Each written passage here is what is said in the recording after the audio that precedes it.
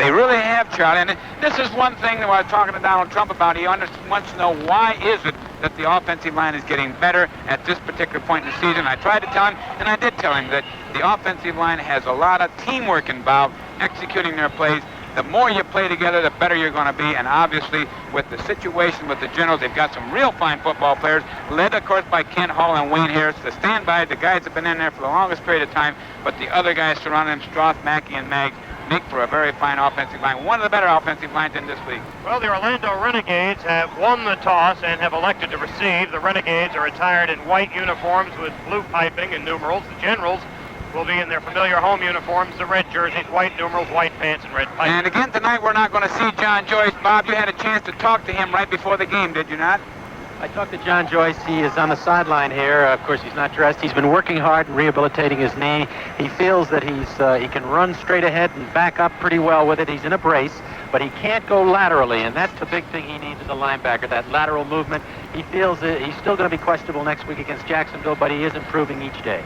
The referee for tonight's game, Bill Parkinson. The umpire is Carl Pagavelli. The head linesman, Hayden Terry. The line judge, Larry Hill. The back judge, Chet DiStefano. The side judge, Ted Colano. And the field judge is Bob Mantoux. Jerry Parrish is standing back at his own 5-yard line, anticipating the kickoff from Roger Ruzek. Coming up at halftime, the commissioner of the USFL, Harry Usher, and more about today's meetings in Teaneck. In the second half, Donald Trump will be joining us in the Generals broadcast booth to talk about the Generals aspect of this very big story out of Teaneck, New Jersey, of all date lines today. Donald is welcome anytime he stops by. That's right. His bats and balls, aren't they? Here's Ruzek making his way toward the football, and we are underway. It's a gorgeous night in the metropolitan area. Parrish 2 yards deep in the end zone, running straight ahead to the 10 to the 15, and he is down shy of the 20-yard line. The Generals special teams once again doing the job as Frank Matties came up to make the tackle along with Kyle Borland. And Kyle Borland was a great story for the Generals last week, replacing the injured John Joyce. He was the leading tackler with 10. Yeah, he was, and I got to tell you, that's got to be a good credibility to Walt Michaels and his staff, and a good thing for that young man, too. He has the opportunity to play, and when you get that opportunity, it's up to you to make the most of it. He obviously did last week, as he did on that one particular play right there, covering special teams as well as playing number 1 inside linebacker. You wonder why Orlando's 2-7 on the opening play. They had 10 men in the huddle, and hurriedly they brought in Ricky Clayton. And now he's on a wing to the right with Bledsoe, the single setback. Collier, the quarterback. The handoff is to Bledsoe off right tackle. He gets perhaps 4 yards to the 24-yard line, where it'll be second down and 6 yards to go. Emmanuel Weaver made the tackle for New Jersey. And we're going with a new strong safety tonight. Donnell Danielle is in the game at strong safety for John Preston. John Preston, as we know, along with John Joyce, is the leading tackler on this New Jersey General football team. They may miss him tonight. Bledsoe and Clay are split in the backfield. Jackie Flowers flanked to the right, and Joey Walters to the left on second down and 6 from the Orlando 24. Clayton is backed up behind the line of scrimmage, and he is brought down by Kyle Borland and Jim Burns. And he was brought down by Maurice Clemens, as a guy that really come in there, and that Borland and Burns put finishes on it, but it was Clemens coming up, straight up making that tackle. An outstanding hit by Maurice Clemens, playing another linebacker position there. So it's third down and 7, a loss of 1 on the play at the 23-yard line. Jeff Smith and Jerry Parrish are now the wide receivers. Flowers is in as well, so you have 3 wideouts. Make it 4 wideouts. Walters, Smith, Flowers, and Parrish on 3rd and 7. Collier from the shotgun. Back to throw. Throwing over the middle. He completes it to Curtis Bledsoe to the 31-yard line. That'll be enough for the first down. The tackle made by John Miller. That was the short pass. They had every receiver split out wide, and they just came to the man over the middle. The linebackers took a good drop. The big thing tonight is Reggie Collier. He's been the difference as far as Orlando and his football this season thus far. They've got to contain Reggie Collier. He likes to run the ball, and it looks to be that they're trying to run the football early against their opponents. They tried it last week against Jacksonville with not much success already. They've run the ball 2 out of 4 downs against the Generals. Out of the I formation now, the Orlando Renegades, 1st and 10 at their own 32-yard line with a backfield split. And off to Klatt. Klatt is out to the 35-yard line. Kyle Borland again in on the tackle.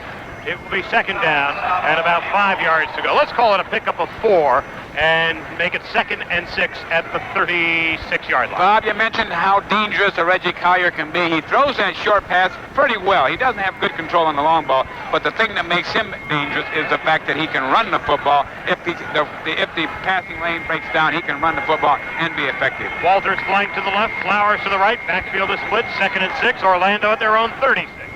Hand off to Curtis Bledsoe, stacked up behind the line of scrimmage, back at the 34-yard line. Mike Weddington was there, along with Kyle Borland and Mo Clemens. Beautiful job by Borland. Filled in from the middle linebacker position, just stepped up in the hole. Nobody took him on, and he had one-on-one with a running back that time, Bledsoe. But the interesting thing is they're trying to run the football, and the reasoning there has to be similar to Memphis last week. Let's control the ball on the ground, keep it away from the Generals. Let's not give their offense, especially their running game, too much time on the field. The Generals ranked 7th in the league of 14 teams against the rush, 119.9 yards against per game.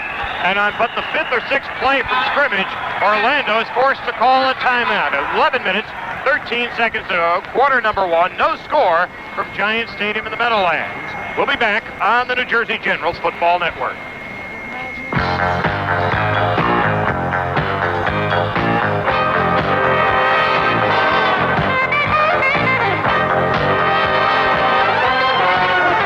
On the boardwalk in Atlantic City, first class costs no more when you go to the centerpiece. Trump Plaza Hotel Casino. A glittering world of glass, brass, and class.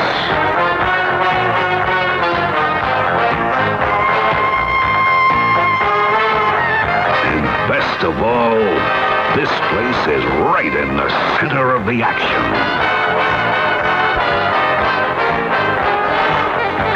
See for yourself.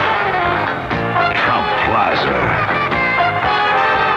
It's Atlantic City's centerpiece. Yeah. You're listening to New Jersey Generals football on WMCA New York. Brought to you in part by the Alfa Romeo President's Group. Automobiles built for the fun-loving rich. And you, if you hurry. Orlando 3rd and 7 from their own 35. Collier out of shotgun, throwing long down the sideline for Jackie Flowers, incomplete. He nearly got his hands on it at the 21-yard line of New Jersey, but the ball falls harmlessly incomplete. In on the play defensively, Kerry Justin, along with Gregory Johnson. So on 4th and 7, Greg Cater, the second leading punter in the USFL, averaging nearly 43 yards per punt. His longest of the season, 64 yards, ready to punt it away to Danny Knight, who is standing back at his own 22-yard line to our right. 11 minutes, 7 seconds to go. First quarter, no score. The Generals about to get their first possession of the evening. A good snap from center, and Cater with a high, spirally kick that is fielded by Knight at his own 20, cutting at the 25, and down he goes at the 25-yard line, where the Generals will have so-so field position for their first possession of the game. 1st and 10 to go. 10 minutes and 57 seconds remaining in the first quarter. It was a 45-yard punt for Greg Cater, just a couple of yards over his average. But hold the phone, flag on the play. Let's see what that's all about. Somebody was downfield, Charlie, before the ball was punt, and Fred McAllister, number 53, was downfield before the ball was punt. It looks like Walt is going to take the ball right where it is now, here on the 26-yard line for the Generals. And with the change of possession, there's a timeout on the field. 10:57 gone, first quarter. Generals and Orlando are scoreless. We're at Giant Stadium, and we'll be back.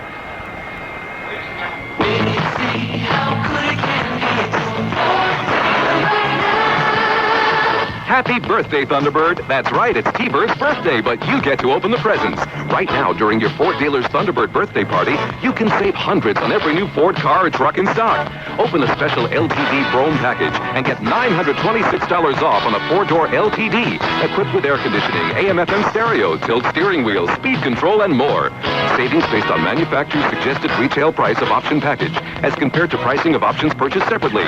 So see your Ford dealer today for Thunderbird birthday savings on a luxuriously equipped LTD. But hurry, because come May 1st, the party's over.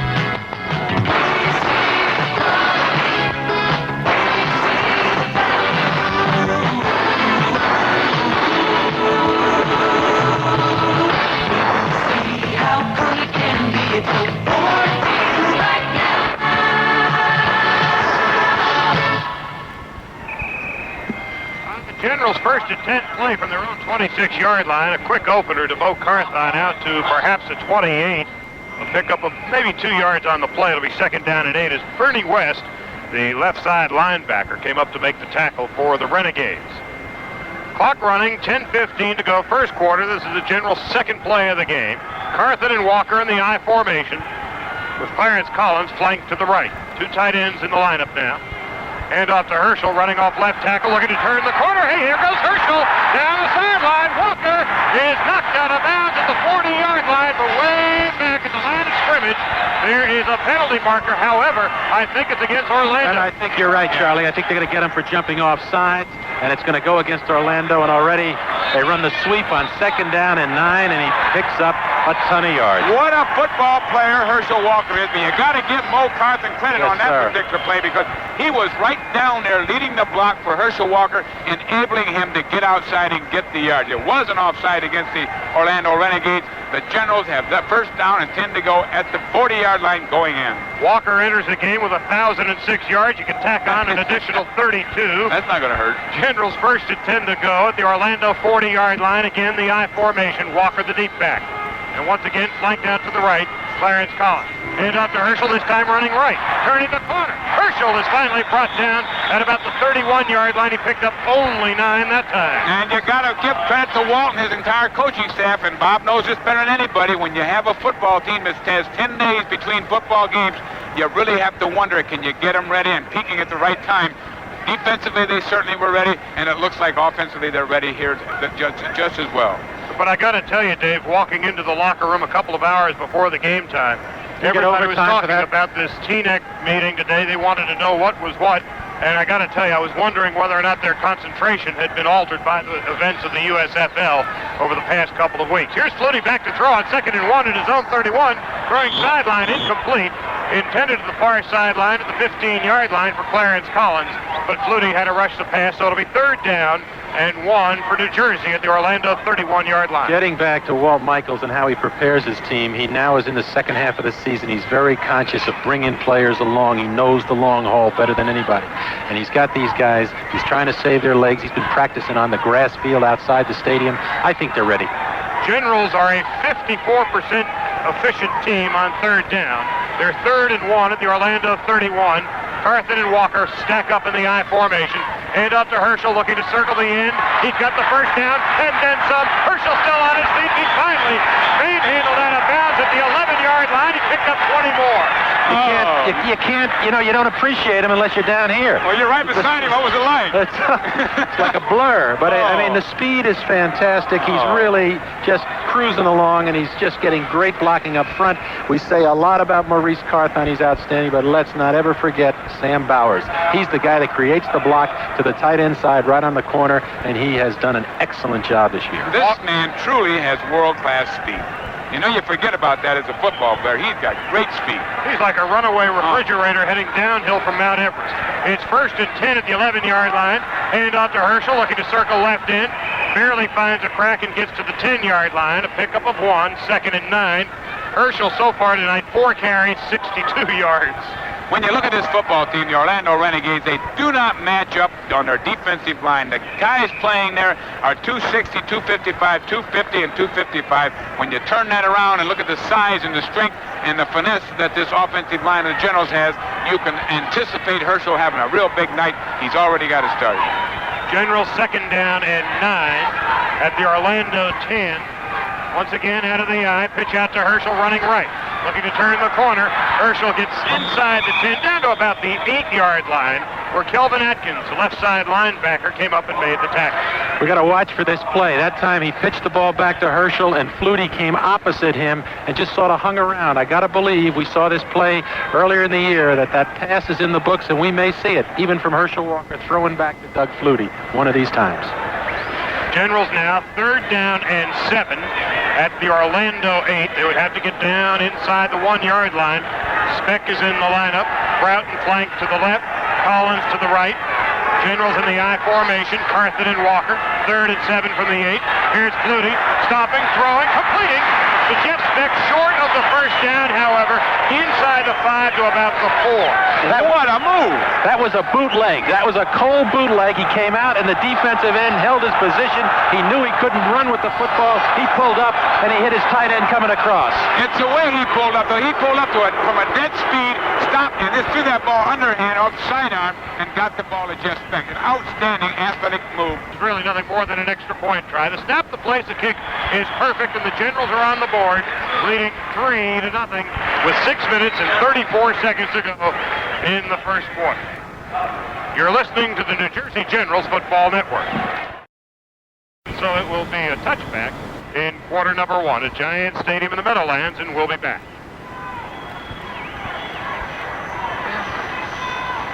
First and 10 to go for Orlando. They're up to the 40-yard line now, and on a neat move by Collier, he completes it to the tight end Bob Nizilik into Generals territory for the first time, up to the 47-yard line, where it'll be first and 10 for Orlando.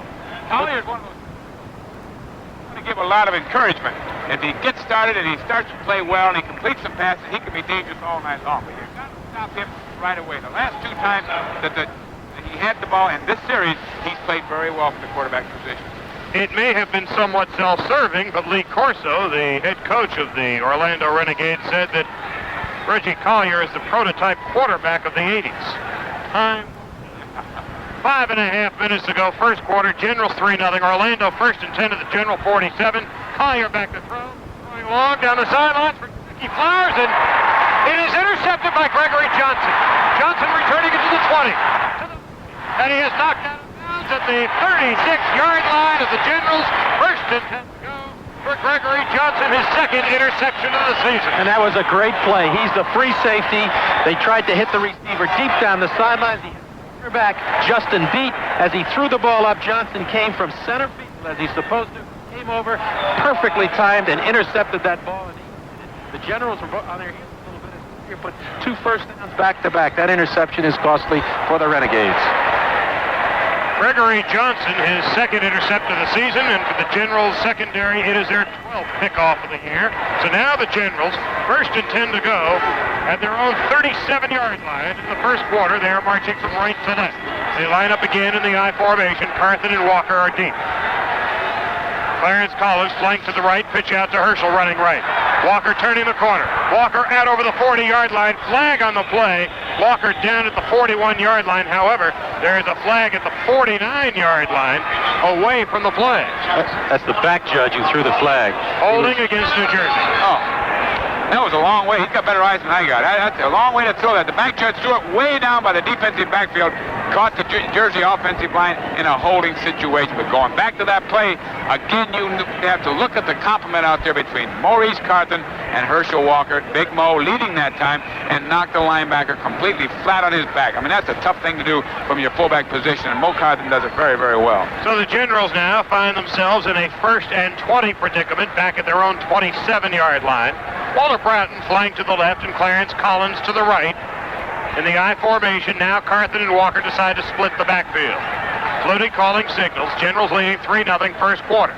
Once again now, Walker goes back into the deep I formation. Hand off to Herschel. He's going to be stacked up behind the line of scrimmage. It was David Graham, the left tackle, along with Scott Hutchinson, who stacked up Herschel for a loss of about 3 on the play. They are going to key on Herschel Walker all night long. They've known what has been effective for the Generals in terms of winning the last ballgame, and it's been running of number 34. You're going to have to look for him. You'll see him coming, blitzing linebackers and secondary people. That would certainly seem like it was set up a play-action pass of some sort. It is second down and a very long 22. Back at the 25-yard line, Carthen and Walker split in the backfield. Broughton flanked to the left, Collins to the right. Flutie back to throw. Flutie with time, throwing over the middle, and he completes it. Out to the 41-yard line, where it was Clarence Collins who made the reception. Clarence Collins split to the right side, comes down and does a deep curl, turn-in pattern, gets back to the football, makes the catch. Crucial catch against 5 defensive backs. They brought Mike Guest, the nickel, back into the game. Flutie had good protection, stayed in the pocket, and found his man open as he curled to the football. Generals pick up 18 on the play, so it is 3rd and 5 out to the fairly respectable 42-yard line. From the I formation, Flutie back to throw. Flutie is rolling on a naked bootleg. He has got the first down. He stepped out of bounds at the 48-yard line. He had to get to the 47. That is what Doug Flutie has been doing so well the last 3 or 4 ball games, Charlie. He's not been trying to force this passing situation. He takes advantage of his speed whenever he has an opportunity, and he's made several big plays just like that, getting first down and getting a couple touchdowns by his running ability. He's a very fast young man when it comes to running with the football. Clarence Collins now flanked out to the right. Carthen and Walker stack up in the I formation. Bowers and Speck are the tight ends. Hand off to Herschel. Give it to Herschel. See Herschel run inside the 50 down to about the 48-yard line. Only a 4-yard pickup that time for Mr. Walker. It'll be 2nd down and 6. Ron Freeman, the middle linebacker, and Orlando's leading tackler, made the play. Only a 4-yard pickup, but way ahead of schedule as far as the running game goes. But they came with 2 tight ends that time, Speck and Bowers. That creates a problem for the defense. That forces them to bring that outside linebacker who's accustomed to playing the split end side up on the line of scrimmage. General 2nd down and 6 at the Orlando 48. And again, the I formation, and once again, Speck and Bowers on the offensive line as tight ends. Hand off to Mo Carth on the up back in the I, and Mo picks up maybe 2 yards on the play as Freeman and Graham, Freeman the middle linebacker, Graham the left tackle, make the play. Just the nature of their defensive line, having 4 down defensive linemen versus the usual 3 down defensive linemen, is going to make it tougher for Maurice Carthen to run the football from his fullback position. They're going to give it to him several times tonight just to keep that defense honest, but the effectiveness is going to come from Herschel Walker from the I-back position where he gets a better read of the offensive lineman's block. Broughton and Collins now flank out to the left side. Carthen and Walker in the I formation on 3rd down and 4 for the Generals at the Orlando 46. Flutie back to throw. Rolling left, stops. Looking to get rid of it. He does sideline incomplete. He threw it out of bounds. His intended receiver on paper, at any rate, was Clarence Collins. But Flutie is doing something now over the last 3 or 4 weeks that he was unable to do the first 3 or 4 weeks, and that is throw it out of bounds and get out of trouble. Absolutely. He's done that well. Remembering back to when the team would get in trouble, it was when Doug would try and force the situation, make the completion happen when there was excellent coverage downfield. That time, again, he threw it out of bounds, and that's a step of maturity as far as I'm concerned about Doug Flutie. 4th and 4 for New Jersey. Rick Partridge averaging 39 yards per punt. Standing back at his own 40-yard line. The line of scrimmage is the Orlando 46. Victor Jackson standing at his 10-yard line to our left. 1:58 to go first quarter. Generals lead 3-0. Awaiting the snap from the long snapper, Russ Mitchell, and the Generals have taken too much time.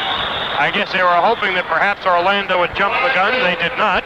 And so the delay of game penalty, and so at this point, really the difference between 4th and 4 and 4th and 9 is academic. It really doesn't make that much difference considering where the ball is placed, and now it's going to be almost on the 50-yard line. He can get a 45-yard punt out if he's doing a good job of punting right now, and it'll put the Generals in pretty good field position if they get the coverage they expect out of this punt team. Wind isn't much of a factor down there, is it, Bob? None at all, Charlie. It's a perfectly cool night, and there's no wind at all. Rick Partridge now will punt it away one more time, standing back at his own 35-yard line. And it looked like Orlando may have jumped the gun that time, but no flag. Victor Jackson fielding the ball at the 15-yard line, cutting up the middle, and he's brought down at the 25-yard line. Frank Mattias is in on the tackle for New Jersey. We have a break in the action with 1 minute and 35 seconds to go in quarter number 1 at Giant Stadium in the Meadowlands, where the Generals lead the Orlando Renegades 3-0. We'll be back on the New Jersey Generals Football Network. What is it about Alfa Romeo that has commanded the loyalty of 4 generations of Europe's and now America's best families? Can it be the excitement of a car that devours a mile in less than 30 seconds? Can it be the sumptuous Italian self-indulgence that Alfa Romeos radiate? Can it be the warranties for Alfa, including an optional 6-year, 60,000-mile dealer warranty? Yes, it is all this, and something more the rich would rather you didn't know. Alfa Romeo is a bargain. There is an Alfa, for instance, for the scandalously low price of $13,495, and none is higher than $20,000. Now, the aristocracy may not be happy to see you at their Alfa Romeo dealer, but you walk right in. And if anyone should ask, tell them you want one of these, toys for yourself on the chauffeur's day off. 57, WMCA, New York, New York. Renegades break the huddle. It's 1st and 10 to go at their own 25-yard line. They line up in the I formation with Bledsoe, the deep back, and the handoff is Curtis Bledsoe, and he gets to the line of scrimmage, and that is about all she wrote, as Kyle Borland once again in on the play for New Jersey. And they had a miscue out there from their offensive center. He went to go fire straight ahead, and his feet slipped out from underneath him, and actually the running back tripped over the top of his offensive center, as well as Borland getting him. Again, you come back to Borland, though. He's made outstanding contributions since he's been put in there in place of John Joyce. He's making himself felt as a real football player for the Generals defense. Hey, he killed the Generals the first 2 years when we were visiting them in Michigan. Here's Collier back to throw, and he just missed the tight end Nizilik at the 34-yard line. Donnell Daniel was in on the play defensively, so it'll be 3rd down and 9 at the 26-yard line. If you have just joined us and missed the news about the big USFL powwow today in Teaneck, New Jersey, the league reaffirmed its position. They will be moving to the fall of 1986. John Bassett and the Tampa Bay Bandits have opted to leave the USFL at the conclusion of this season and apparently go their own way. But you know, if it's only Tampa Bay, you know that the Bandits are guaranteed a playoff spot next year. 3rd and 9 at the 26. Collier back to throw, throwing it and completing it to Joey Walters, who is grabbed upside the head by Jerry Holmes and brought down ruthlessly at the 39-yard line. A pickup of 13 on the play. 1st and 10 to go for the Orlando Renegades at the 39-yard line. Their own 39. That will likely be the last play of the first quarter, with the clock running 20 seconds remaining. They came out with 5 receivers that time. Collier stayed in the pocket, got a good rush, but got decent protection and waited for Walters to come underneath the receivers. They cleared out the area, man-for-man coverage with Jerry Holmes on his back. I misspoke. This will be the last play of the quarter. Clock running, 3, 2, 1, and Collier is back to throw. Throwing quickly sideline for Nizilik. He completes it, and Nizilik is wrestled out of bounds at the 49-yard line of New Jersey, where the first quarter has come to an end, with the Generals leading the Orlando Renegades 3-0 at Giant Stadium in the Meadowlands, and we'll be back.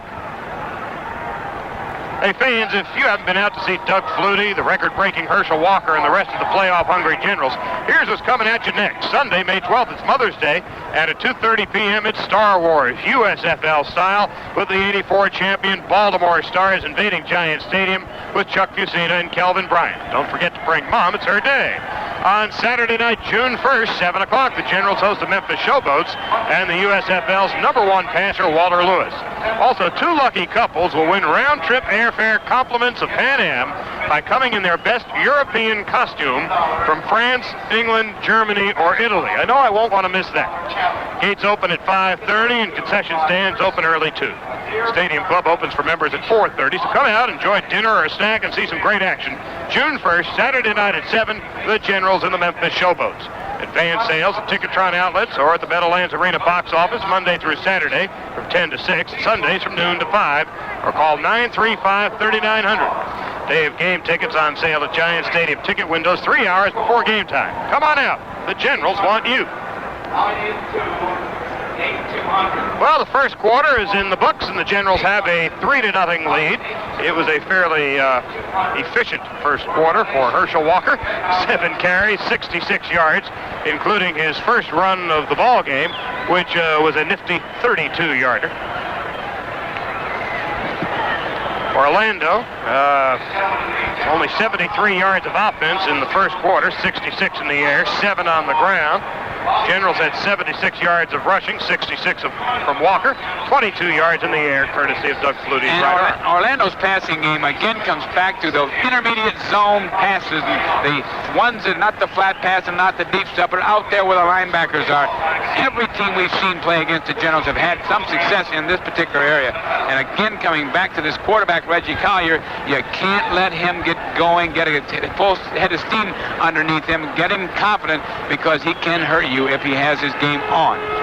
They particularly used their tight ends very effectively that first quarter, and we might see more of it. The short, intermediate sideline cut, working on Donnell Daniel, playing at strong safety for the injured John Preston. So it is 1st and 10 to go for the Orlando Renegades with the ball at the General 49-yard line. Hand off to Curtis Bledsoe straight ahead for maybe 3 yards to the 47. Pickup of, let's call it 3, 2nd down and 7 yards to go. The Generals obviously are thinking run when they line up on that first down deep first down on defense because they've got their both linebackers up on the line of scrimmage, on the outside linebackers and the inside linebackers playing very tight. So what we're really looking at is almost effectively a 7-man line to stop that run, and they've been stopping it pretty well in first down situations. 2nd and 8, they call it, at the 48-yard line of New Jersey with Bledsoe, the single setback. Eccles and Nizilik, 2 tight ends, hand off to Bledsoe straight ahead, and Bledsoe picks up maybe 2 more yards to the 46, where it'll be 3rd down and 6 yards to go. Very interesting call on 2nd and long. Now they're going to come up with a 3rd and about 6 yards to go. The Generals come with a 5th defensive back into the game. That's Terry Daniels. Be interesting to see how they attack it. They've come to the tight end. They've come to the wide receiver. Joey Walters coming underneath the coverage with 5 receivers out. And there will be 4 wideouts employed by Lee Corso on this play. Walters, Smith, Flowers, and Parrish. 3rd down, a long 5 at the 45-yard line. Collier lines up in the shotgun formation with Parrish in motion to the near side. Collier back to throw. Being rushed. Throwing over the middle, completing it to Walters at the 41-yard line. We'll see where they mark the ball. Actually, they're going to mark it all the way to the 39-yard line, where it'll be 1st and 10 for the Renegades. Again, the short time pattern, as Dave mentioned, the short time pattern where the receiver just turns back the ball is there, very hard to defend against, and also with receivers like Walters, they're very quick to get into the seam. They're just controlling the football with short, controlled passing game. Henry Odom checks into the running back position for the Renegades. He's 5'9", 205 from South Carolina State. He joins Curtis Bledsoe. They're split in the backfield, 1st and 10 at the 39-yard line. And now Bledsoe lines up as the deep back in the I formation. Hand off to Odom, the up back, and he crawls along the ground. Odom picked up only 1 on the play. 2nd and 9 at the 38. Collier back to throw. Stopping, throwing. Intercepted. And it's intercepted by Donnell Daniel, who spins at the 40. Has some room on the outside. Donnell Daniel may go all the way. Daniel is run out of bounds at the 10-yard line.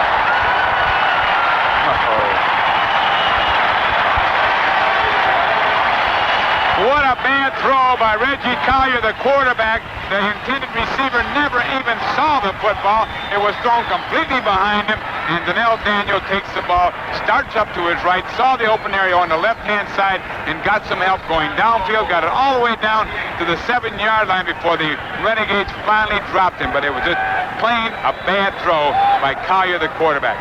When he's good, and when he's bad, he's not so good. When he's bad, he's off. 1st and goal for the Generals at the 8 on a 58-yard interception return by Donnell Daniel. That's 2 of them tonight. Clarence Collins flanked to the right. Generals in the I formation. Hand off to Herschel running right. Cutting at the 5. Herschel is inside the 5 to the 3-yard line. A pickup of 5 yards for Walker. Freeman and Jackson combine on the tackle. Again, Sam Bauer is on the corner with Maurice Carthon blocking, and that turns out to be the off-tackle play. That's just a slant off tackle, and Herschel got a great block from his tight end and fullback, and he's looking down at 2nd and 3. Sam Bowers is bigger than most offensive linemen. He's 257 pounds and doing a real fine job out there tonight, blocking from that tight end position. All right, here are the Generals now. 2nd and goal at the 3, again in the I formation.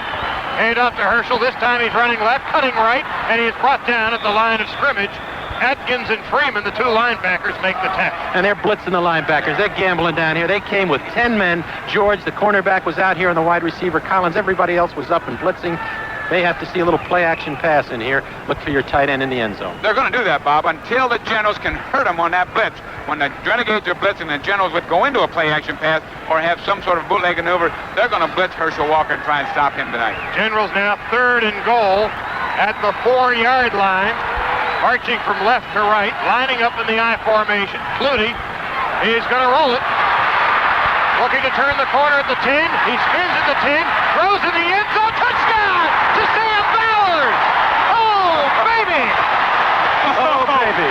That's what Donald Trump hired him for. Coach Clooney looked like he was going to bootleg to the left. He was stopped at his own 10-yard line. Made a complete 180. Threw the ball in the air. It was Sam Bowers who went high into the air for the touchdown. Oh, what a play by Doug Flutie. How would you like to be the defensive coordinator trying to defend that one, huh? How would you like to be the play-by-play announcer trying to describe it? 9-0, and now here's Ruzek for the extra point try. With Partridge the holder, the snap, the place, the kick is good. And the Generals lead 10-0 with 10 minutes and 42 seconds to go in the first half. We're at Giant Stadium in the Meadowlands, and we'll be back.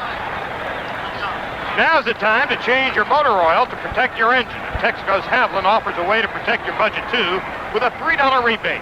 Just buy a dozen quarts of Texaco's Havlin motor oil, and you'll get a coupon good for $3, or buy only 5 quarts and get a coupon good for a $1.25 rebate.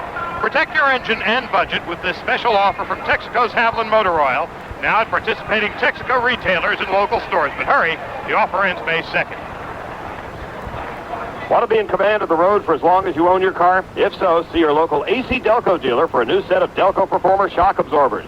Delco Performers are gas cushioned to provide responsive handling by virtually eliminating shock lag under normal and high-performance driving conditions. And Delco Performers come with a limited lifetime warranty.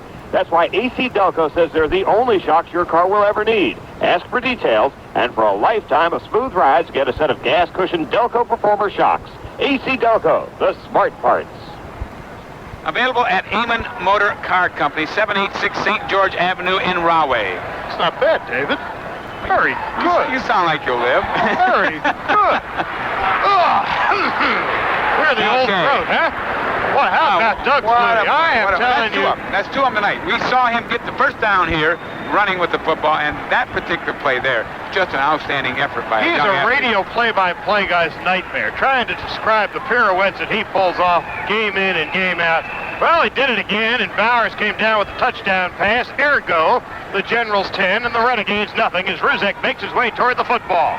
It's a high end-over-end kick that Jerry Parrish will field at his own 5-yard line, far side of the field.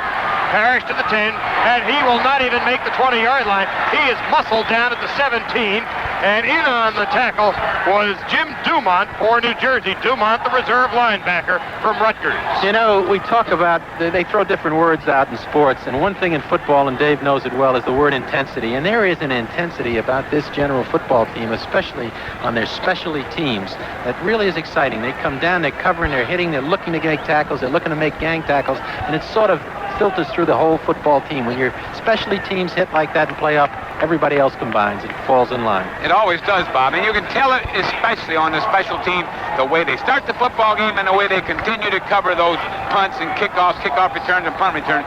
That's the mark of an intense football team.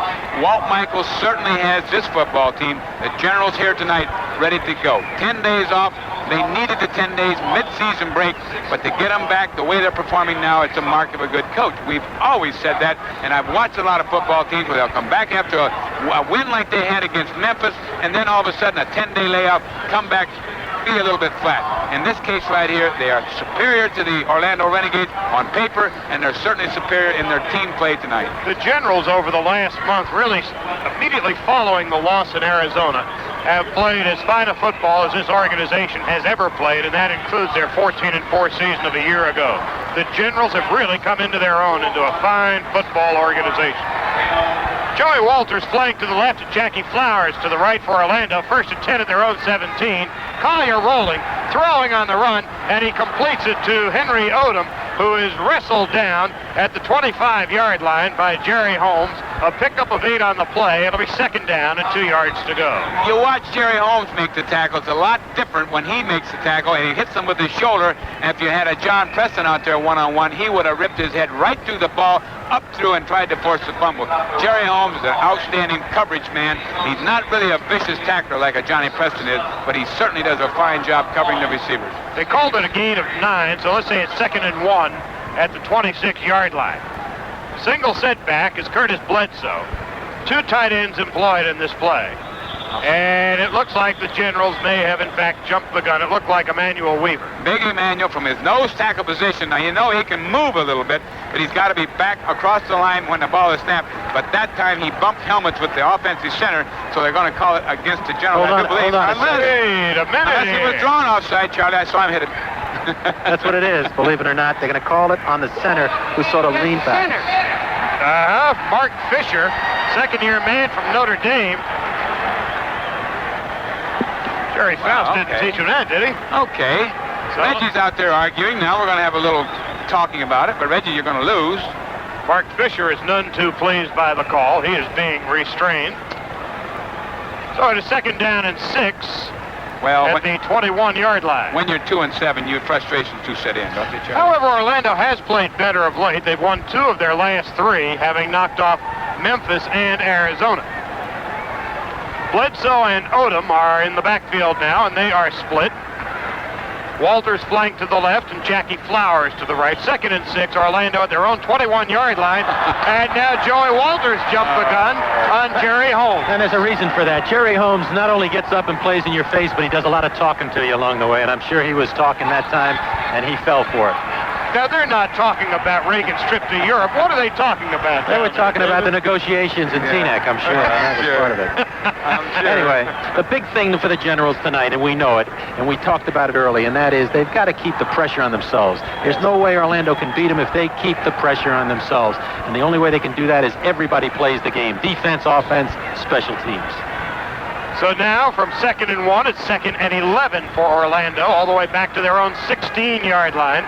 Bledsoe, the single setback, a wing to the right, flankers to the left and to the right. Collier back to throw, and the ball is tipped into the air by Freddie Gilbert and nearly picked off by Jerry Holmes. Instead, it'll be 3rd and 11 at the 16. That's the closest that anybody on a defensive line has gotten to Reggie Collier, the quarterback, and it was big old Freddie Gilbert coming into his own. You know, you say this about this football team, Charlie. There's a lot of guys that are progressing as this season goes on, and they're a good football team now, but if they keep that progression going at certain positions, they're going to be a much better football team by the year's end. 3rd down and 11 for the Renegades at their own 16-yard line. 4 wide receivers, Jackie Flowers, Jerry Parrish, Joey Walters, and Jeff Smith. And here's Collier on a little pitch out to Curtis Bledsoe. And Bledsoe is run out of bounds at the 21-yard line, a pickup of 5. It'll be 4th down and 6 to go. It was Armstrong who came up from his free safety position to run Bledsoe out of bounds.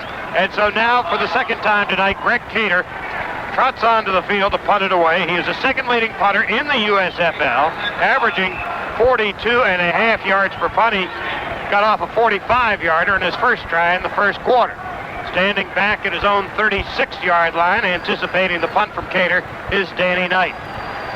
You may remember Greg Cater with the Buffalo Bills. Good snap from center, and Cater with a high but short punt that Knight will fair catch at his own 34-yard line. Generals with excellent field position.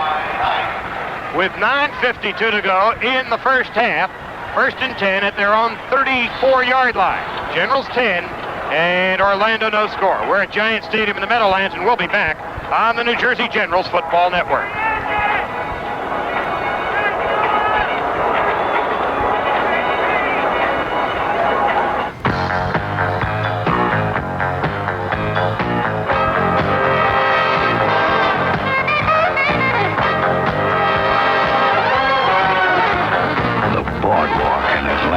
City is hotter than ever.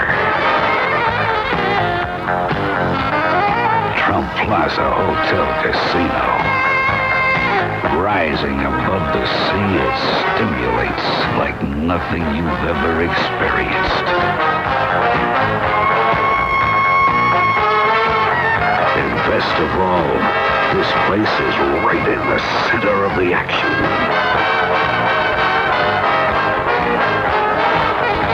See for yourself. Trump Plaza. It's Atlantic City's centerpiece. Yeah.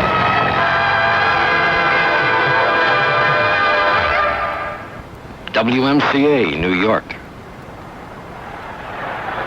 Generals 1st and 10 at their own 34. Flutie back to throw. He throws for Walker over the middle and completes it to the 43-yard line, where Ron Freeman, the middle linebacker, made the tackle. Generals fall short of the first down by a couple of yards. 2nd down and 2 to go. What they did that time was they just decided on 1st down to get away from that rushing linebackers and linemen against the run, and they just dropped back and dumped the ball off to Herschel out of the backfield. So the Generals now 2nd and 2, lining up in the eye from their own 42-yard line. Flutie calling signals, flankers to the left and to the right, hand off to Herschel running right, turning the corner at the 40. He is run out of bounds at the 45-yard line. That's good for the first down for Walker. Victor Jackson ran Walker out of bounds, simply not giving Herschel any angle. Absolutely wasn't giving Herschel any angle. I guess he can stop as fast as he can run because he was coming full speed towards the bench and just put his brakes on him. But he got the first down. A big play by Herschel. But going back to what Bob said before, having that pass on the first down was a change in the Generals' direction of their strategy. Walker now, 10 carries, 74 yards. Generals first and 10 from their own 45-yard line. Walker on a wing to the left, Flutie back to throw. Throwing over the middle for Sam Bowers, it's complete. And Bowers is brought down at the 25-yard line of Orlando by Jeff George, and Sam Bowers is having quite a night. Sam Bowers is having an outstanding night at the running position when he's blocking from the tight end spot, as well as catching the football. He caught that touchdown, that miraculous Flutie touchdown that we saw up here going into the same direction, but on this particular play he found the open area, the zone pass, zone coverage, and Flutie had a nice touch getting the football to him, and Sam brought it down for the big game. Jeff Speck gives Bowers a breather. Generals first and 10 at the Orlando 25, lining up in the I formation. Flutie hands to Herschel. Off right tackle, Herschel picks up a couple down to the 23. It'll be second down and 8. Ron Freeman, who is the leading tackler, went to a place called Pittsburgh State, and he made the tackle. That's in Kansas, Charlie. Not too far from Bradley. You know, whoa, hold on a minute here. Hey, you know what? We were watching last year, watching Jeff Speck come on, and the start of this year, Jeff Speck come on as being sort of like the alternate tight end. But we really see the difference now. With Jeff Speck, he's definitely the number 2 tight end. Sam Bowers has come a long way since last year and certainly throughout this year. We are pleased to announce the arrival of the Wretched Wave once again here at Giant Stadium. Second and 9 for the Generals at the 24 of Orlando. Flutie back to throw. Flutie being rushed. Flutie being sacked at the 34-yard line. A loss of 10 as Scott Hutchinson, the right end, records his 3rd sack of the season. That's the second time that Doug Mackey, number 73, the left offensive tackle, has got in a situation with Scott Hutchinson. Hutchinson, number 66, questions the patcher very well. He's pretty quick. And when Doug Mackey's got to get fundamentally sound if he's going to protect Doug Flutie's backside the rest of this night, because obviously Hutchinson seems to have found a weakness in Doug Mackey's blocking style. Generals now in the shotgun on 3rd and 18 back at the Orlando 33-yard line. Flutie back to throw. Flutie with time. Throwing long in the end zone for Brown, incomplete. But there is a flag on the play back at the 50-yard line. And I would suspect that Doug Mackey did a fair share of holding. Yeah, you know it. And here comes the official's call. But you know what that was, Charlie. Same situation I talked about where this... Here we go. Okay, they didn't call it, they didn't announce it over the loudspeaker, but it was Doug Mackey got caught for holding that same Scott Hutchinson, number 66.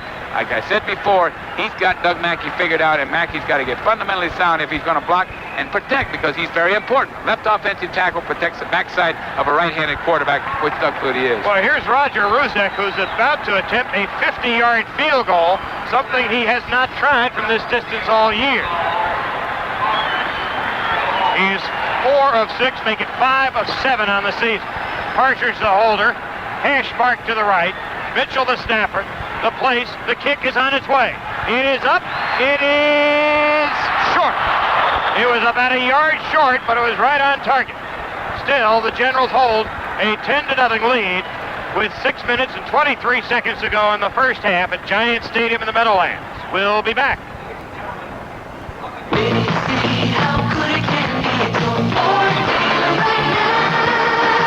Happy birthday, Thunderbird. That's right, it's T-Bird's birthday, but you get to open the presents. Right now, during your Ford dealer's Thunderbird birthday party, you can save hundreds on every new Ford car or truck in stock. Open a special Thunderbird package and get $704 off on a specially equipped Thunderbird, including air conditioning, AM/FM stereo, power windows, power locks, tilt steering wheel, and more. Savings based on manufacturer's suggested retail price of option package as compared to pricing of options purchased separately. So see your Ford dealer today for Thunderbird birthday savings on every new Ford. But hurry, because come May 1st, the party's over.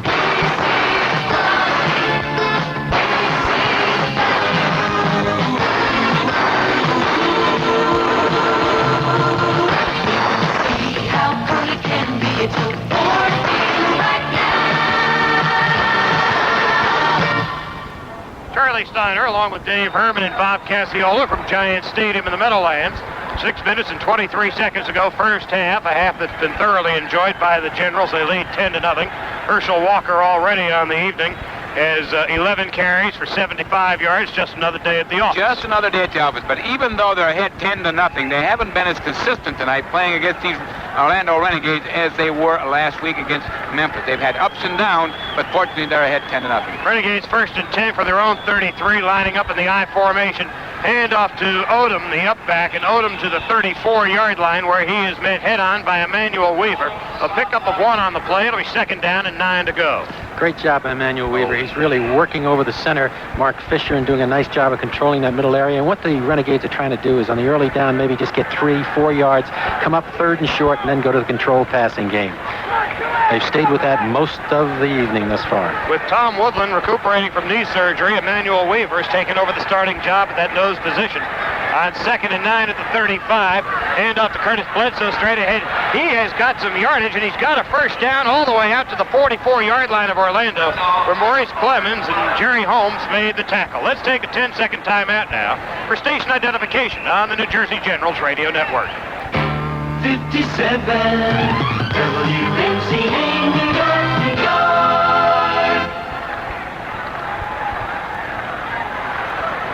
First and 10 for Orlando, marching from right to left in this the second quarter. They trail 10-0 at their own 44-yard line. Bledsoe, the single setback. Hand off to Bledsoe straight ahead, and he gets maybe a couple of yards to the 46. 2nd down and 8, and once again, Emmanuel Weaver, along with Bobby Leopold, in on the tackle. You mentioned Emmanuel Weaver taking over from Tom Woodlands when he got hurt. You know, people that play like that tend to make these injuries get well very fast. He's doing an outstanding job. Tom C is feeling much better along about that. He's doing a good job out there. Emmanuel Weaver, and he's guessing a lot, but he's so big and strong compared to the offensive center. The center only weighs 248 pounds, Mark Fisher, and Emmanuel Weaver is much bigger than that, and he's very active also. So when he's on his game like he is tonight, he's very effective. Weaver is 6'4" and 280 for South Carolina. 2nd and 8 at the 46. Orlando, backfield is split. Collier back to throw. Collier with time, throwing, completing it to Nizzle, the tight end, who is popped by Jerry Holmes at the general 47-yard line, about a yard short of the first down. Again, they come to the tight end on the short, quick turnout pattern from his tight end position. Tough to cover that because the strong safety has to give him a little room as he comes off the line of scrimmage, and he just breaks away from it. It's going to be 3rd and short. We would anticipate them running up inside here to try and get their first down. About the best thing you can do in that situation, Bob, is make sure the guy receiving the football not pays the price, but gets a little bump here and there. And in other words, hit him as hard as you can and make him understand that every time he catches the ball, it's going to be the same situation. Get their attention. Get their attention. 3rd and 2 at the 47-yard line. Hand off to Odom straight ahead. And I think he's not going to make it. He didn't get it. One of the glaring deficiencies of this Orlando team is they don't have a running back much over 200 pounds. They've got Klatt is 206, Odom 205, Bledsoe is 210, if that. Yep. And so now they will have a measurement. The line of scrimmage is the general 46-yard line. It depends really on where they mark the ball. It's going to be very close. Isn't that always the truth? Right foot, left foot. Right foot, left foot. And it was the left foot because they're about 6 inches short of the first down. Well, in this situation here, Bob, what do you do? I say of course, go for he's going to go for it. He's won 2 games this year. 2 games, why not? Trailing 10-0. He's going to go for it. Hey, he's won 2. He's on a roll. He's on a roll. Well, I'm sure he's thinking right now. 10-0 in the second quarter. He's staying close enough that he's still in this ball game. So I'll tell you one thing. And the field position's not all that bad here, even if they don't make it. And I'll tell you one thing. You look at the talent on his side of the field versus the talent on the other side of the field. You can't really judge his coaching ability by what the won and lost record is. Part of it is certainly, but he just doesn't have a lot of good football players on him. You got to be very ready here for Reggie Collier himself carrying the football. He is quick. He hasn't really run with the ball tonight. This is a perfect situation for him either to get it himself or to come out on some kind of a play action. Well, he needs about 6 inches on the play. 4th and inches at the general 46-yard line. Collier, I don't think he got it. I don't think he got it. Again, they mark it back farther. Lockett and Weaver in on the tackle. It will all depend on the mark of the ball. Exactly. Right foot or left foot? Oh, I don't know. The Generals are optimistic, that's for sure. All the Generals' offensive units coming on the field. They needed 6 inches. It looks like they got it -6 inches. Well, they're going to measure it. He's going to bring it in, and he should. Any coach should insist on a measurement here. Just don't let him walk off the field. Reggie Collier did not get a good start when the ball was snapped. He almost took a step backwards before he went forward, and that would be a costly situation if he didn't get it. You could probably go back and say, hey, Reggie, next time, forward, baby, and get the first down. He didn't get a good start, and his finish was no picnic either. There it is. He didn't get it. He lost The yardage. Generals' defense is hell. How about that? A game of inches. Who said that? How can you lose yardage on a quarterback sneak? I don't believe I it. don't either. Well, the Federals have just found out. We have a break in the action. 3:12 to go. First half. Generals 10. Orlando no score. We're at Giant Stadium in the Meadowlands, and we'll be back on the New Jersey Generals Football Network. Now, are you concerned about the cost of heating or cooling your home? Now, if you are, PSE&G, Public Service Electric and Gas Company of New Jersey, has a solution for you. PSE&G will send an energy specialist to check out your home from basement to attic to look for energy leaks. You'll then receive a computerized report on exactly where your home is losing energy and what you can do about it. The cost of the service, only $15. With the report, you also receive a free energy savings kit so you can begin to stop those energy leaks right now. Call the PSE&G Energy Conservation Center toll-free at 1-800-854-4444 and ask about the Home Energy Survey. And look for more information about the survey in this month's public service mailing. Remember, the number to call is 1-800-854-4444. 1-800-854-4444. 57 WMCA New York, New York. Generals first and 10 to go at their own 46-yard line, leading 10-0 with 3 minutes to go first half. Walker and Carthen split in the backfield as Flutie is back to throw. Flutie has time, throwing long over the middle, and it is nearly intercepted. Flutie overthrew Clarence Collins, and Jeff George and Victor Jackson were both in the neighborhood to pick it off, but it fell incomplete. The key there was, Charlie, that he did overthrow the football because the receiver had the area. He found the open area in the zone. He found it, and the ball was overthrown. And instead of tipping it down, he tipped it up and almost got it intercepted. So that was not a bad throw by Doug Flutie in the sense that he tried to force it. He just threw it high. Second and 10 for New Jersey at their own 46. 2:51 to go in the half. Lining up in the I formation, Carthen and Walker in the backfield. Flutie calling signals with Collins flanked to the right, Proughton to the left. Flutie rolling right, stopping, now running. Now he's going to run it out of bounds. No, he takes a powder at the 49-yard line. He went down on his own, kind of slid into second base, if you will. Kelvin Atkins put on the finishing touch. A pickup of about 5 on the play. It'll be 3rd down and 5 at the Orlando 49. And that's the versatility of the offense now. Flutie came out. That was a cold, clear sprint out, and he was coming on the corner to throw the football. Got a good block again on the corner by Maurice Carthon, which gave him a chance to get upfield. When he saw his receivers covered, he tucked it in and got himself 4 yards. The latest on the USFL meetings today, we have an interview with Harry Usher, the commissioner of the USFL, coming at you at halftime. 3rd and 5 for the Generals at the Orlando 49. From the shotgun, Flutie back to throw. Throwing over the middle, completing it to Walker, and Walker's got the first down at the 41-yard line, and a flag on the play after the play. It looked like a face mask against Orlando. It really did look like a face mask. I think that's what they're going to call it, but heads up to the quarterback. Heads up play by Doug Flutie, the quarterback, getting the ball to Herschel Walker. And, of course, Herschel, being in the league and playing as a receiver as much as he has this year, knew exactly where to go for that first down and got it. And we have a break in the action. The 2-minute warning has arrived. Generals with the ball, 1st and 10 at the Orlando 35, leading 10-0. We're at Giant Stadium in the Meadowlands, and we'll come right back. You get a lot when you buy Delco Performer gas cushion shock absorbers, the only shocks your car will ever need. You get shocks with a leak-proof, gas-filled cell that eliminates shock fade, plus something extra. You get a big 1 1/4-inch piston with more capacity than conventional 1-inch shocks with something extra. You get a shock for all types of tires with special tuning for radials and something extra. You get a limited lifetime warranty and something extra. You get a 90-day free trial and something extra. The something extra? When you buy 4 Delco Performers at the regular price, you get a free athletic bag with a list price of $19.95. See your participating Delco retailer today for details of this exciting offer. For the name of your nearest Delco shock retailer, call toll-free 1-800-AC-DELCO and get something extra while supplies last.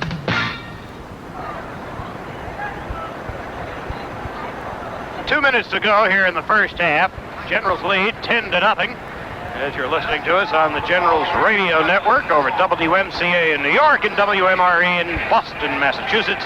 Generals 10-0, and Boston's native son, actually Natick's native son, Doug Flutie, is having a fairly decent game today. Yes, he is. 6 out of 10 for 71 yards and 1 fantastic touchdown. Oh, I'll tell you, he did a dipsy doodle. He would have made the Isley brothers proud. He had some moves. 10-0 Generals 2 minutes to go. 1st and 10 at the Orlando 35. Out of the I formation. Flutie calling signals.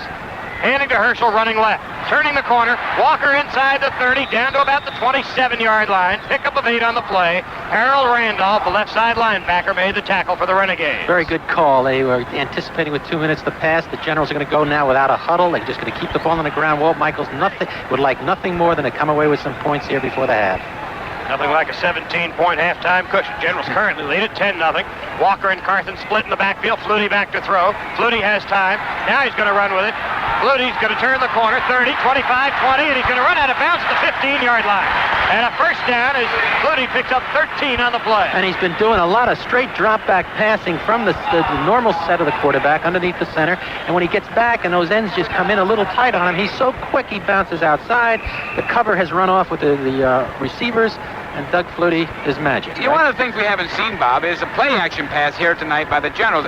It would seem like that would be a natural pass play to call, but we haven't seen it. He's been pretty effective, and when he does see the coverage as strong as it is, takes off and runs and gets some yards. Collins flank to the left, Broughton to the right, hand off to Walker, running right. Walker inside the 10, inside the 5-yard line. And Walker's got the first down. And he ran over Victor Jackson, the free safety. When the free safety's got to come up and make the tackle on your tailback, you've made yardage. How many carries is that for Walker tonight? That is 12 carries for 93 yards. I'll go back to what I said about Herschel Walker. It's just like another day at the office. We said this, Charlie.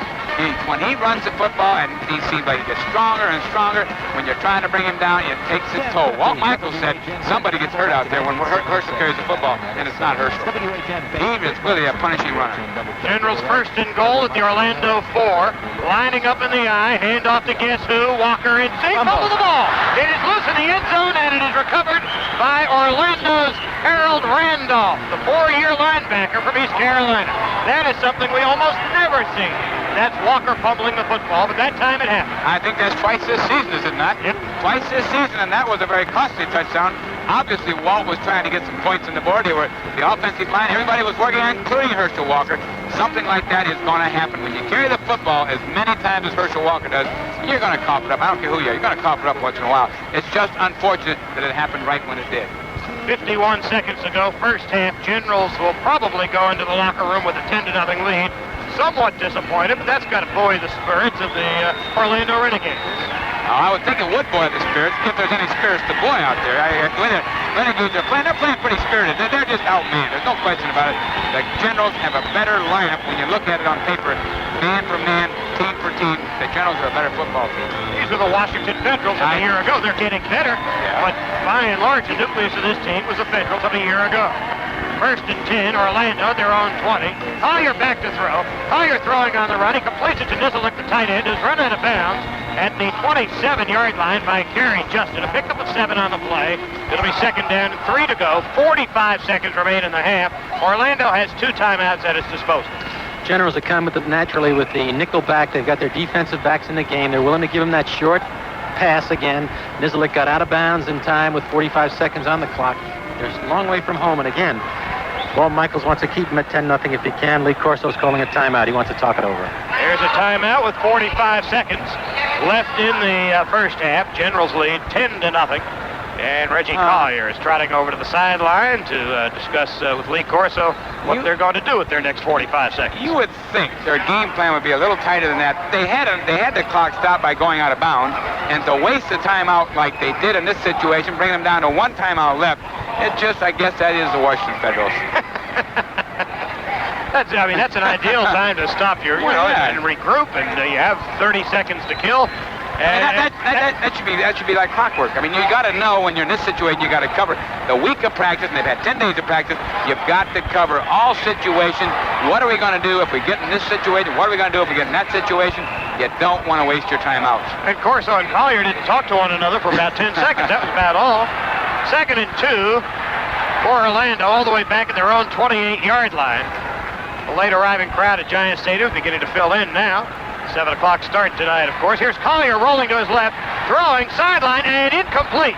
It was intended for Jerry Parrish, but he did not have both feet in bounds. He made the catch right in front of Lee Corso, who's now running onto the field complaining to the official. He's still on the field. Get the hook on Corso. That man does a full day's work in a fun football game. When he's up and down that sideline, like I'd never seen a coach like that. Well, Corso was wrong about that. Well, the official was Ted Colano, and he was standing right on the sideline. He was right in front of the play. You got to give him credit. He was close. That's what he's getting paid for. Well, I tell you, he was close as we took a look at the replay. It was close, all right. It was close. But still, that doesn't give Corso a license to do a halftime show here. He's going to call for a replay. Well, we're going to get a TV replay on this.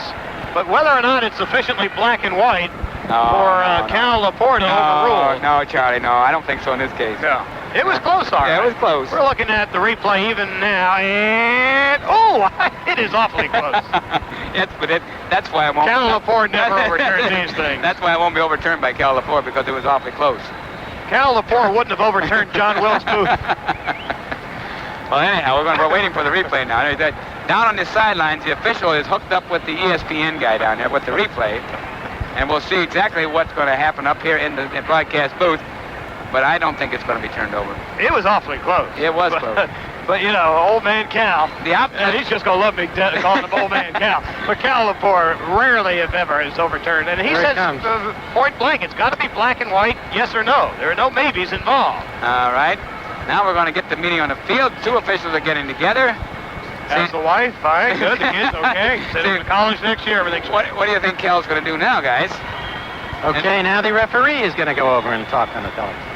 Well, we've got a zebra convention right here at Giant Stadium. Ted Colano is chatting with the referee for tonight's game, Bill Parkinson, who is in turn chatting with Cal Laporte, who is in turn chatting with somebody. Cal's telling the official down there right now. That's awful close. What do you think? It's complete tails forget it. It's a very crucial play here because you get them in close enough with 39 seconds to go a couple of more times. Well, here comes the call. It's a complete pass, and it is the first one. Is that the first one, Charlie? No, it's the third one for the year. It is the first one that Lee Corso has finally gotten right. He was 0 for 2, and so there is no timeout assessed against Orlando. Well, now, wait a minute. He called timeout before that, didn't he? Yeah, well, he's still got one timeout remaining. Okay. But he would have been penalized a timeout if the ruling had been sustained. But because it's been overturned, there is no timeout. And so now, suddenly, it's Orlando 1st and 10 at the general 45-yard line. And suddenly, 4 wide receivers appear in the Orlando lineup. Walter, Smith, Flowers, and Parrish. Out of the shotgun, flag on the play. I think the Generals were a bit hasty. Matty Ace. False starts, 63 on the offense. Oh, again we get the offense. And you're up here, Bob, from our position, it looks like it was Matty Ace who went offside, but it's our offensive lineman pulling him offside once again. Tom Dornbrook, number 63. Dornbrook played at Michigan last year and had several years, 4 of them to be precise, with the Pittsburgh Steelers. So it is 1st and 15 Orlando at the midfield stripe. Collier back to throw, throwing long for Joey Walters, and he has got it at the 5-yard line, where it'll be 1st and goal. Joey Walters with an exceptional catch, catching it in front of Danell Daniel, Ross Armstrong, and Gregory Johnson. And Ross Armstrong is the rookie, and he made the mistake. He's in center field, and he's got to go find the football. He looked up too late. If he had looked up a little sooner, he could have made the play. A pickup of 44 yards. And now, suddenly, 1st and goal. The line of scrimmage will be the 6-yard line with 31 seconds left. And that TV replay really turned around the fortunes of the Renegades with less than a half a minute to go in the first half. You know what really turned around the fortunes of the Renegades? That fumble by Herschel Walker down in the end zone. They bring it back to the 20-yard line. They get the TV replay, and they got it turned around. They make an outstanding throw without a pass. It was a throw by Reggie Collier. Just put the ball up there, and Joey Walters comes down with reception. Here now, it's the other way around. Instead of the point should be on the general side of the field, they're coming right back here, and it looks like they're in an opportunity for 3 points at least, and if not a touchdown. They got the ball moving. From the should-haves, would-haves, and could-haves department, the Generals, had they scored, would have made it 17-0. Now Orlando could make it 10-7. Two tight ends. 31 seconds left in the half. First and goal from the 6. Collier back to throw. Collier stops, throws in the end zone, and it's incomplete. He overthrew tight end Don Nichols. Bob Niziolek was also in the area, but it is incomplete. It'll be second down and goal from the 6 with 25 seconds left in the half. That time they came with two tight ends and a straight-eye backfield, looking like it's an ideal running formation. He came with a bootleg action. He tried to find his end in the corner of the end zone. He was well covered. Now they come back with their wide receivers, Flowers and Walters in the ball game, coming to one side here. Flowers and Walters both flanked to the right. Odom, along with Bledsoe, split in the backfield. Second and goal from the 6. Collier back to throw. Rolling to his right, stopping, and he's out of bounds. Running out of bounds. He got the pass off to Jackie Flowers. There was only one fly in the oyster. And that was that Reggie Collier was out of bounds when he threw the ball. One little mistake out there by Reggie. And he was out of bounds. His right foot came down out of bounds. Oh, man. He ran out of bounds, not 5 yards in front of Coach Cassioli, who was very hasty in his retreat, I might add. Well, I got to tell you something.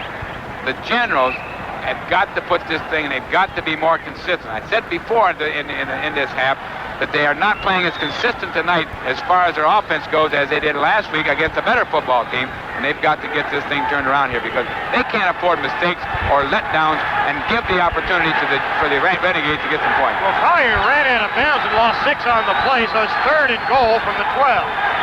And Collier once again is back to throw from the dead center of the field. He throws over the middle, and he completes it to the tight end, Bob Niziolek, who is brought down at the 3-yard line. There's no... It took 4 Generals to take him down. And there's no timeouts left. There's only 6 seconds. They're not going to get this off. They can't do it, Bob. And this is why the Orlando Renegades are the former Washington Federals. Time ran out on it. A great job by that defense, though, keeping the ball in front of them and not permitting Niziolek to get in the end zone. And we have come to the end of the first half, and the Generals lead by the hair of their chin, 10-0. We're at Giants Stadium in the Meadowlands, and we'll be back on the New Jersey Generals Football Network.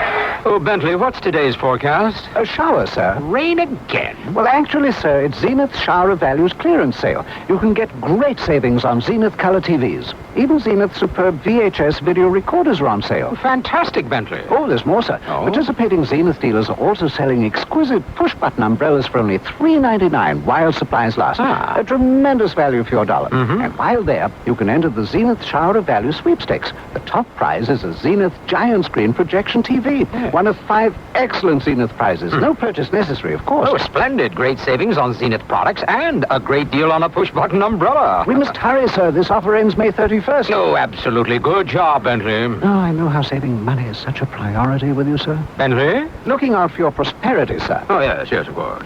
Prices, availability, and promotion optional with dealer. Sweepstakes entrance must be 18 years or older. Void where prohibited by law. Drawing date June 17th, 1985.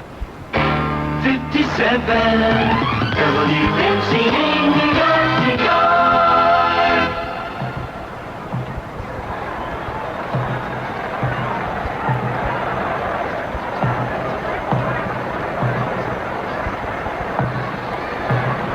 Welcome back to Giant Stadium here in East Rutherford, New Jersey, with the Generals leading the Orlando Renegades 10-0.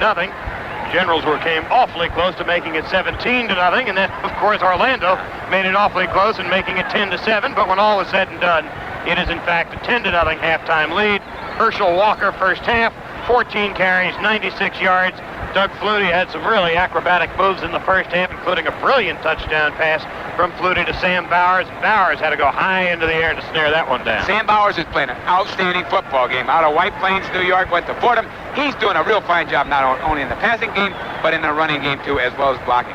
We've got to take now, while Michael's got to get back in there and look and find some way to get some consistency on this football team. The defense, when they shut him out, they've done a real fine job. The quarterback they're playing against tonight is not the best quarterback in the league. He can be dangerous, and they come away with no points. For as far as the defense of the Generals go, they got to be satisfied. Bob Cassioli, your halftime evaluation. Well, we said earlier, right in the beginning of the show, that it's always tough to play him a second time, and it's always tough to beat him a second time. And although Orlando is not a very good football team, they're still playing with a lot of emotion. The Generals lead 10-0. They've made some mistakes, but yet they've controlled a good part of this game, and the defense has risen to the occasion when they had to. I think the second half half, Walt Michaels will say, let's get the football. It's our turn to take it. Let's go down and get some points and make this thing out of reach for them. Should the Generals go on and win this game tonight, their record would improve to 7-3, and that would place them in a three-way tie for first place in the USFL East, tied along with Tampa Bay and Birmingham. Of course, the big story of the day today was the powwow in Teaneck, New Jersey,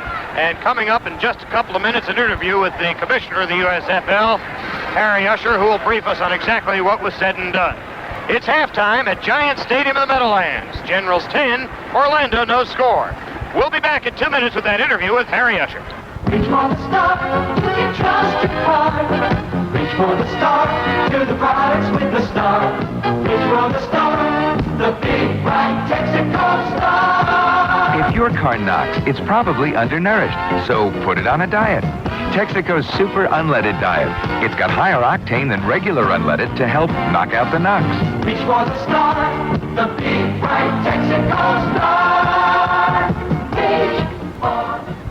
Want to be in command of the road for as long as you own your car? If so, see your local AC Delco dealer for a new set of Delco Performer shock absorbers. 57 WMCA New York, New York.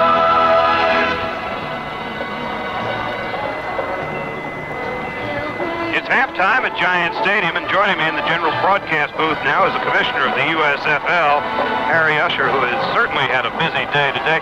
Harry, for those who are just tuning in and may not have heard the news, what happened at the celebrated meeting in Teaneck today? Well, the owners agreed by a count of 12-2 to reaffirm the decision they took in August of 1984 to go to the fall of 1986 after this spring season is completed. And that was one of the basic decisions. The other was to put to rest all the speculation about the possibility of L.A. folding during this year. And basically a reaffirmation again of a vote that was taken in January that this team and no team would fold during the 1986 year. What is the status currently of the Los Angeles Express franchise in terms of finding an owner? The status of the Birmingham Stallions, they've certainly had problems unrelated necessarily to the league. San Antonio and Houston reportedly also have problems. Well, L.A., we had some buyers that were very interested in it, and about 3 weeks ago, a whole lot of speculation started occurring. Are we going to be in the spring or fall? I thought that had been put to rest, but then John Bassett made an announcement that he was not going to play in the USFL unless he played in the spring, and that he was going to go out and form his own league. And that activity has been going on for the past 3 weeks, and it's been very difficult to be able to make sure that everyone who was interested in any franchise knew exactly the facts that were going on. That's the reason I called the meeting to put this to rest. So as far as Los Angeles is concerned now, what is the status of a potential owner? Are you near? Are you far? We're near. We're near. We have a couple real live ones, and we're working on it. I hope that we'll be able to consummate something within 30 days. Birmingham, Houston, and San Antonio. Birmingham is a very interesting situation because the city voted to both lend and invest money in the team, provided there was matching money put up. The league itself has agreed to not collect certain assessments from it until February 1, 1986, and that was another action item taken today. So the Birmingham at this point, I think, is in good shape. San Antonio is a matter of the cash flow problems that occasion a number of matters that got public recognition. Those things have all been put to bed. And Houston is exactly the same situation it was at the beginning of the year. League is providing a small amount of loan to carry it through the end of the year. It may well also have a new buyer that was mentioned today. But things have stabilized, and with the direction and with the clear input that this would be a fall 86 team league with the teams that are dedicated to playing in it, I think we made a great statement today that everyone, I hope, will listen to. Two teams voted against, Tampa Bay and Denver, is my understanding. What will happen to those two franchises? Well, John Bassett, on behalf of the Tampa Bay Band, has announced that he would finish the season and then withdraw from the league. Actually, Doug Spedding is looking at the situation. He does have a difficult situation in Denver in the fall because of the Broncos. So he's got to make a decision. One of his decisions may be to see if John can put together some kind of spring league and go with it. Another decision would be to move his team. Another decision may be simply to withdraw. So he has to make decision under the facts as he best can determine them, and he hasn't actually done anything, expressed a negative vote in the sense of the affirmation. Will there be a team in Chicago in the fall of '86? Yes, there will be. There'll be teams in New York or New York metropolitan area, New Jersey, Chicago, and Los Angeles. Those are the key markets, and we're going to be there. Now, as far as television is concerned, that obviously is the bread and butter for any league anymore, professional or amateur. How are you going to get your games across, and more importantly, where are you going to get your money from? Well, our ESPN agreement, which has 2 more years to run after the conclusion of this year, is applicable whether it was spring or fall, so that forms a base floor of the television revenues. On top of that, from the explorations that I have done, the revenues that are available are rather substantial in the fall in contrast to the spring. And so that was another factor that was discussed. It was an important factor. As you say, the revenues from television are a rather key factor. We talked about impact on attendance. We talked about stadium availability. We talked about a number of things. And at the conclusion of it, we took not a straw vote, but an indication of interest, and it came out this way as we have been reporting it. So basically what we will see is a syndicated network of sorts in the fall of '86 at this point, or what? Well, in the most generic concept of the word syndication. Syndication typically means going through a syndicator and having that syndicator put together through conventional methods, ways of distributing the signal. I think that what we're going to work out is something a lot more interesting, a lot more exciting, and then probably a lot more profitable. We'll be announcing that in the future, and it's an exciting new concept using some of the technology that's available today. Well, fair enough. Harry Usher, thank you very much for coming up here and spending halftime with us here at Giant Stadium. All right. Thank you, Charlie. It is halftime at Giant Stadium in the Meadowlands with the Generals leading the Orlando Renegades 10-0. We'll be back on the New Jersey Generals Football Network. 1050 WHN. A quarterback needs protection. Okay, Hunter. Come on, guys. Where's my protection out there? I've been down so many times it looks like up. To go the distance, your engine needs protection, too. Texaco Haviland Supreme Motor Oil is specially formulated with 9 additives to protect against wear, rust, and corrosion. And a special friction fighter helps save gasoline and improve mileage. On the field, a quarterback needs good protection. Your engine needs tough protection off the field. Protection's the name of the game with Texaco Haviland Supreme. Want to be in command of the road for as long as you own your car? If so, see your local AC Delco dealer for a new set of Delco Performer shock absorbers. Delco Performers are gas cushions to provide responsive handling by virtually eliminating shock lag under normal and high-performance driving conditions. And Delco Performers come with a limited lifetime warranty. That's why AC Delco says they're the only shocks your car will ever need. Ask for details, and for a lifetime of smooth rides, get a set of gas cushion Delco Performer shocks. AC Delco, the smart parts. Pardon me, does bus number 32 stop here? Yes. Oh, it's a lovely umbrella, and this is some shower. Oh, you must mean Zenith's Shower of Values clearance sale with great savings on Zenith color TVs, plus Zenith's super quality VHS video recorders, all at incredible prices. Actually, I'm very wet. Zenith is also having a Shower of Values sweepstakes, and the top prize is a giant screen projection TV, one of 5 Super Zenith prizes. Ma'am, I'm soaking wet. Just visit your nearest participating Zenith dealer and enter to win. There's no purchase necessary.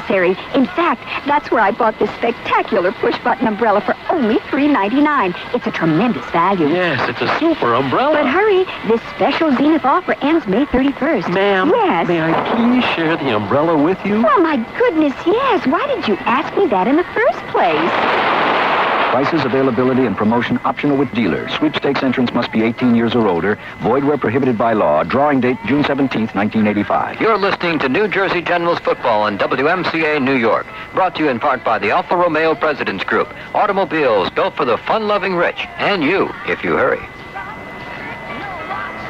Are you concerned about the cost of heating or cooling your home? Now, if you are, PSE&G Public Service Electric and Gas Company of New Jersey has a solution for you.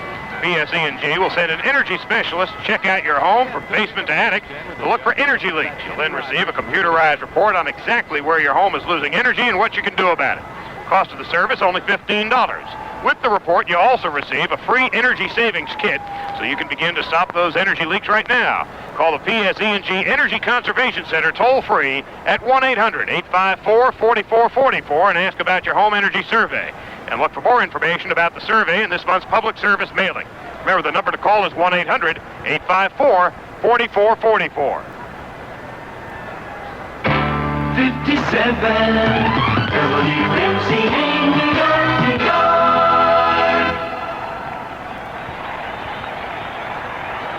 We are back at Giant Stadium in the Meadowlands, and with us now, one of the owners of the Houston Gamblers, Dr. Jerry Arkovitz, a familiar name and face here in the General's broadcast booth, and Jerry Sklar, who has been holding the Birmingham Stallions together with some bubble gum and Band-Aids over the past couple of weeks. Jerry Sklar, let me ask you question number one.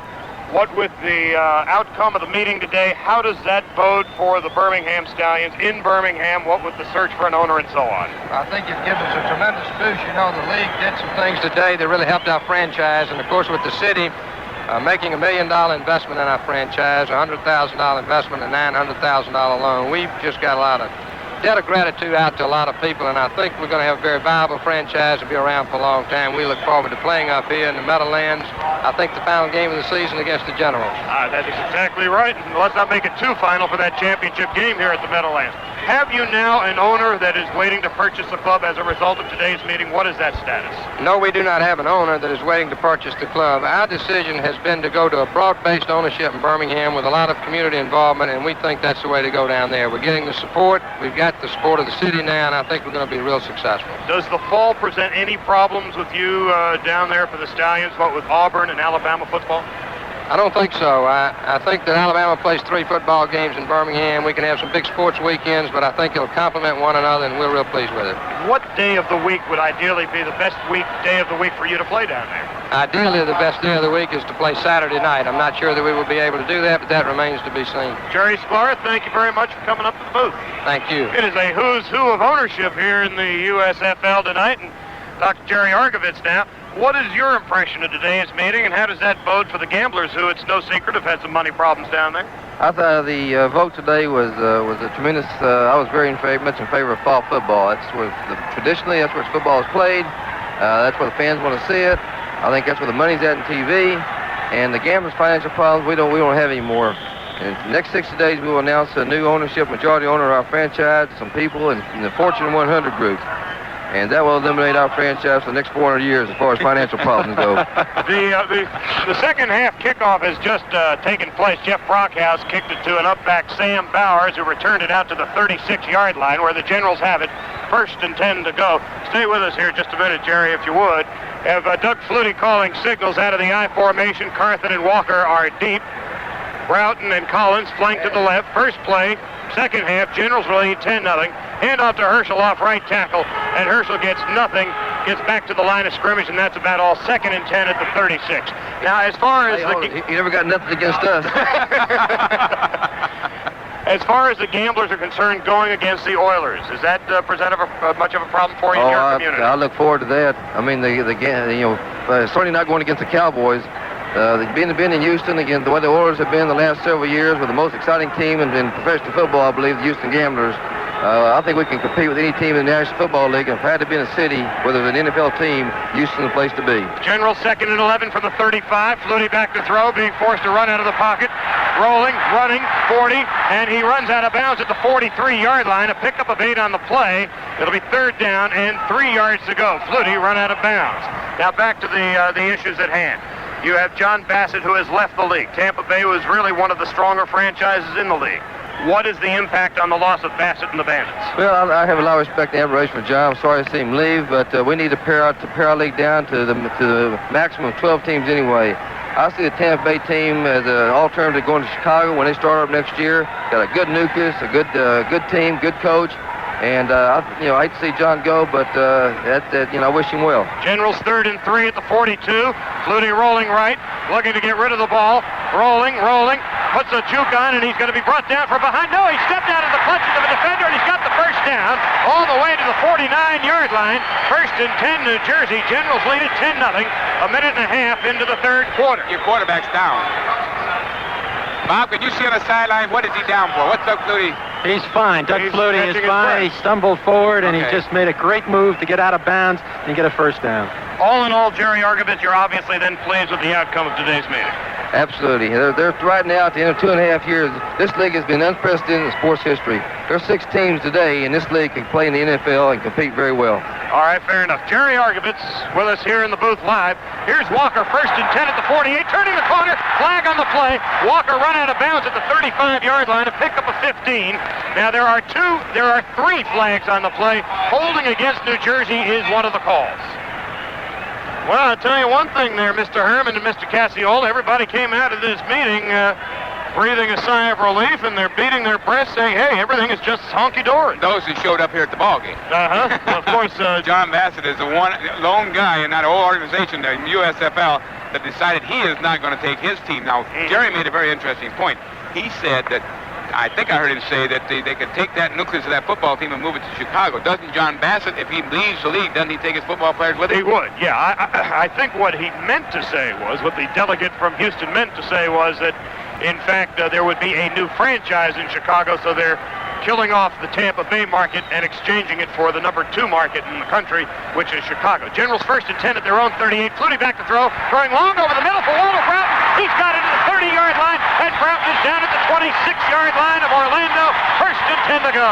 And that's a great move by Walter Broughton, coming in from the left side of the formation as the split receiver, breaking over the middle, getting behind Gray, the cornerback to that side, in the middle, no free safety. Doug Flutie waited for him to get open and led him beautifully. Big gain, got out of a hole. The Generals got to get a score now. They've been close too many times tonight. A pickup of 36 yards on the play. Generals 1st and 10 at the Orlando 26-yard line. In the 3rd quarter, the Generals are marching from right to left. Maurice Carthen on a wing to the left. Here's Walker with a pitch out running left, looking to turn the corner at the 25-yard line, and down he goes at the 25. A pickup of 1. It'll be 2nd down and 9. Freeman and Randolph, a couple of linebackers, combined to make the tackle. On that last play, though, Bob, the one that Doug Flutie threw so very well, the pass blocking up front was excellent on that particular situation, and it looks like the left offensive tackle, Doug Mackey, is now doing a much better job blocking against the defensive end, number 66, Scott Hutchinson. Hutchinson has been shut out in the last several attempts trying to get to Flutie, the quarterback, when he's throwing the football. That was Walker's 200th carry of the season. General 2nd and 8 at the 24-yard line. Out of the eye. Bootleg. Here's Flutie running right, turning the corner, 25, 20, 15, 10, cutting back, and he's down at the 3-yard line. It's been Doug Flutie night tonight, along with Herschel Walker. It really has, and Doug Flutie, of course, taking that football on that rollout. It wasn't a bootleg, it was a rollout, running behind. He didn't see anybody open, and he saw the big area to run in, and you can hear the crowd yelling, Flutie. They're not booing, are they? That's right, no sir. Flutie, Flutie. A good job by Doug Flutie. Outstanding athlete. I got to tell you something. He's come into his own. It doesn't look like it's makeshift out there the way it did before. It looks like there's more design to it. I don't know how you can design your quarterback running and cutting back over the middle, but obviously he found the open area and got down there almost into the end zone. John Jewell has checked into the lineup, and I think he is a tackle eligible. We'll have to wait and see. Generals 1st and goal from the 2. Hand out to Walker straight ahead. Touchdown.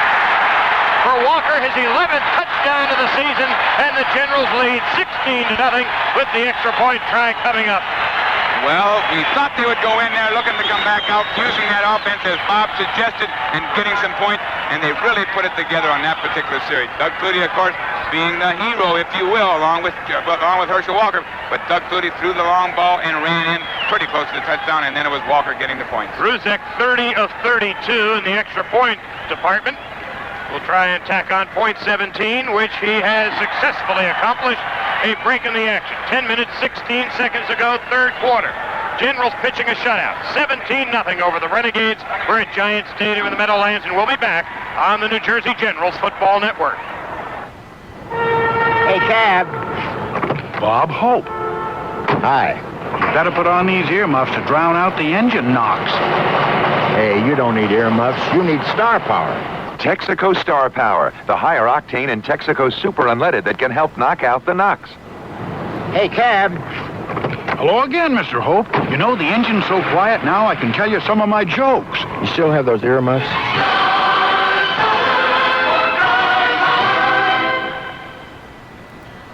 Want to be in command of the road for as long as you own your car? If so, see your local AC Delco dealer for a new set of Delco Performer shock absorbers. Delco Performers are gas cushioned to provide responsive handling by virtually eliminating shock lag under normal and high-performance driving conditions. And Delco Performers come with a limited lifetime warranty. That's why AC Delco says they're the only shocks your car will ever need. Ask for details, and for a lifetime of smooth rides, get a set of gas cushion Delco Performer shocks. AC Delco, the smart parts. Available at CMT 1104 Princeton Avenue in Trent. 57 WMCA New York, New York. Giant Stadium in the Meadowlands. General 17-0. Ruzek's kickoff fielded by Jerry Parrish. He drops the ball at the 5-yard line.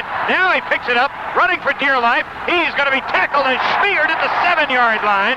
John Jewell was in on the tackle, along once again with Jim Dumont. And it goes bad. It really goes bad for the Orlando Renegades. I got to tell you, dropping that football, and then he had nowhere else to run. And you look at that coverage coming down. The Generals really come out here in the second half knowing what they had to do, and they were bound and determined they were going to get it done. They've been played a real outstanding series on offense. The special teams came down and covered the kick very well, and now we'll see how the defense performs. Bledsoe and Odom in the Orlando backfield. Generals scoring play. 7 plays, 67 yards in 4 minutes, 44 seconds. Walker a 2-yard touchdown run. Here's Collier back to throw. Throwing sideline well short of the intended receiver, Joey Walters. Coming out first down and throwing the football. You think when they're down 17-0, one of the things Reggie Collier would revert to is Reggie Collier doing the job, carrying the football himself. We may see some of this if the frustration grows as far as the passing game. He may have to decide to run it himself, and it's going to be very important for the Generals defense, which has done the job thus far tonight, to contain Reggie Collier. The Generals won the first meeting of this year in Orlando from the Renegades, 28-10. Now it's the Generals 17-0, 9:43 to go, third quarter. Collier with 4 wideouts, back to throw. Collier throwing over the middle for Joey Walters. He completes it to the 15-yard line, but Walters paid for his indiscretion as Donnell Daniel and Ross Armstrong made the tackle for New Jersey and hit him hard. And that's what Dave mentioned before. They're catching the football in front of those people, whether it be the tight end or the wide receiver, but they're paying for the catch, and sooner or later, they may start to look for those defenders and take their eye off the ball. So it is third down and 2 yards to go for the Orlando Renegades. The ball at their own 16-yard line. Marching from left to right are the Renegades in their white and blue trimmed uniform. General 17-0. 9 minutes to go, third quarter. 3rd and 2. Collier hands to Bledsoe straight ahead. He is going to be short of the first down, I do believe. Bob Cassiola near the line of scrimmage. What does it look like? He's short by almost a yard. All right, so it looks like it'll be 4th down. In fact, Greg Cater has trotted onto the field with his 43-yard per punt average. Tonight he's pretty much been on cue with 2 punts, one of 45 yards and the other of 42.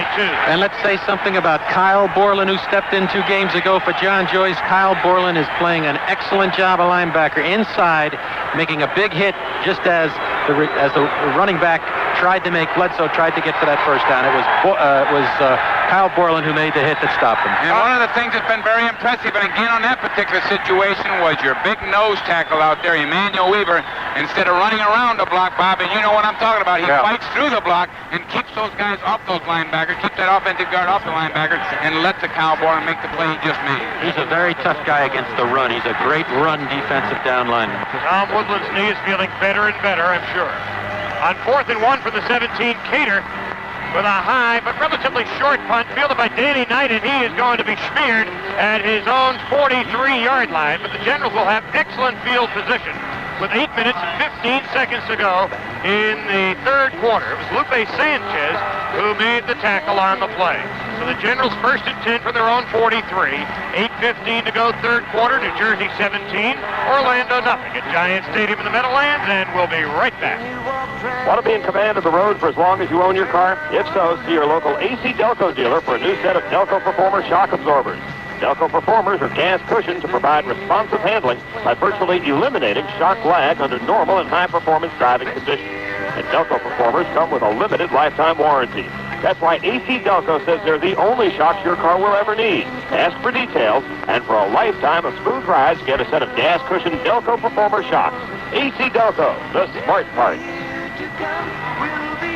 Available in Brogan Cadillac Olds, Route 46 East in Totowa. We are back at Giant Stadium in the Meadowlands. It was a 37-yard punt for Greg Kaner, and the Generals have excellent field position. 1st and 10 at their own 44-yard line, and this is the third quarter. With 8 minutes and 10 seconds to go on the clock running, the Generals are marching from right to left. With Walter Broughton flanked out to the right side, he's the only wide receiver. And Herschel Walker on a wing to the left, leaving Carthen the single setback. Generals at their own 44. Flutie calling signals. Flutie hands to Carthen straight ahead. Carthen pulls over the 50 to the 46-yard line of the Orlando Renegades, and that's very close to a first down, where Victor Jackson had the unenviable task of taking the ball. Mr. Carthen. Boy, did he take Mr. Carthen on, and I got to tell you something, on that battle, he lost. Victor Jackson lost. Carthen just ran right over the top of him. You give that guy credit, give Jackson credit for having the proper technique and proper position, but man, he needs more size when he's going to take that big fullback on. Marcus Anderson now checks into the lineup. He is flanked to the right, and Danny Knight a flanker to the left.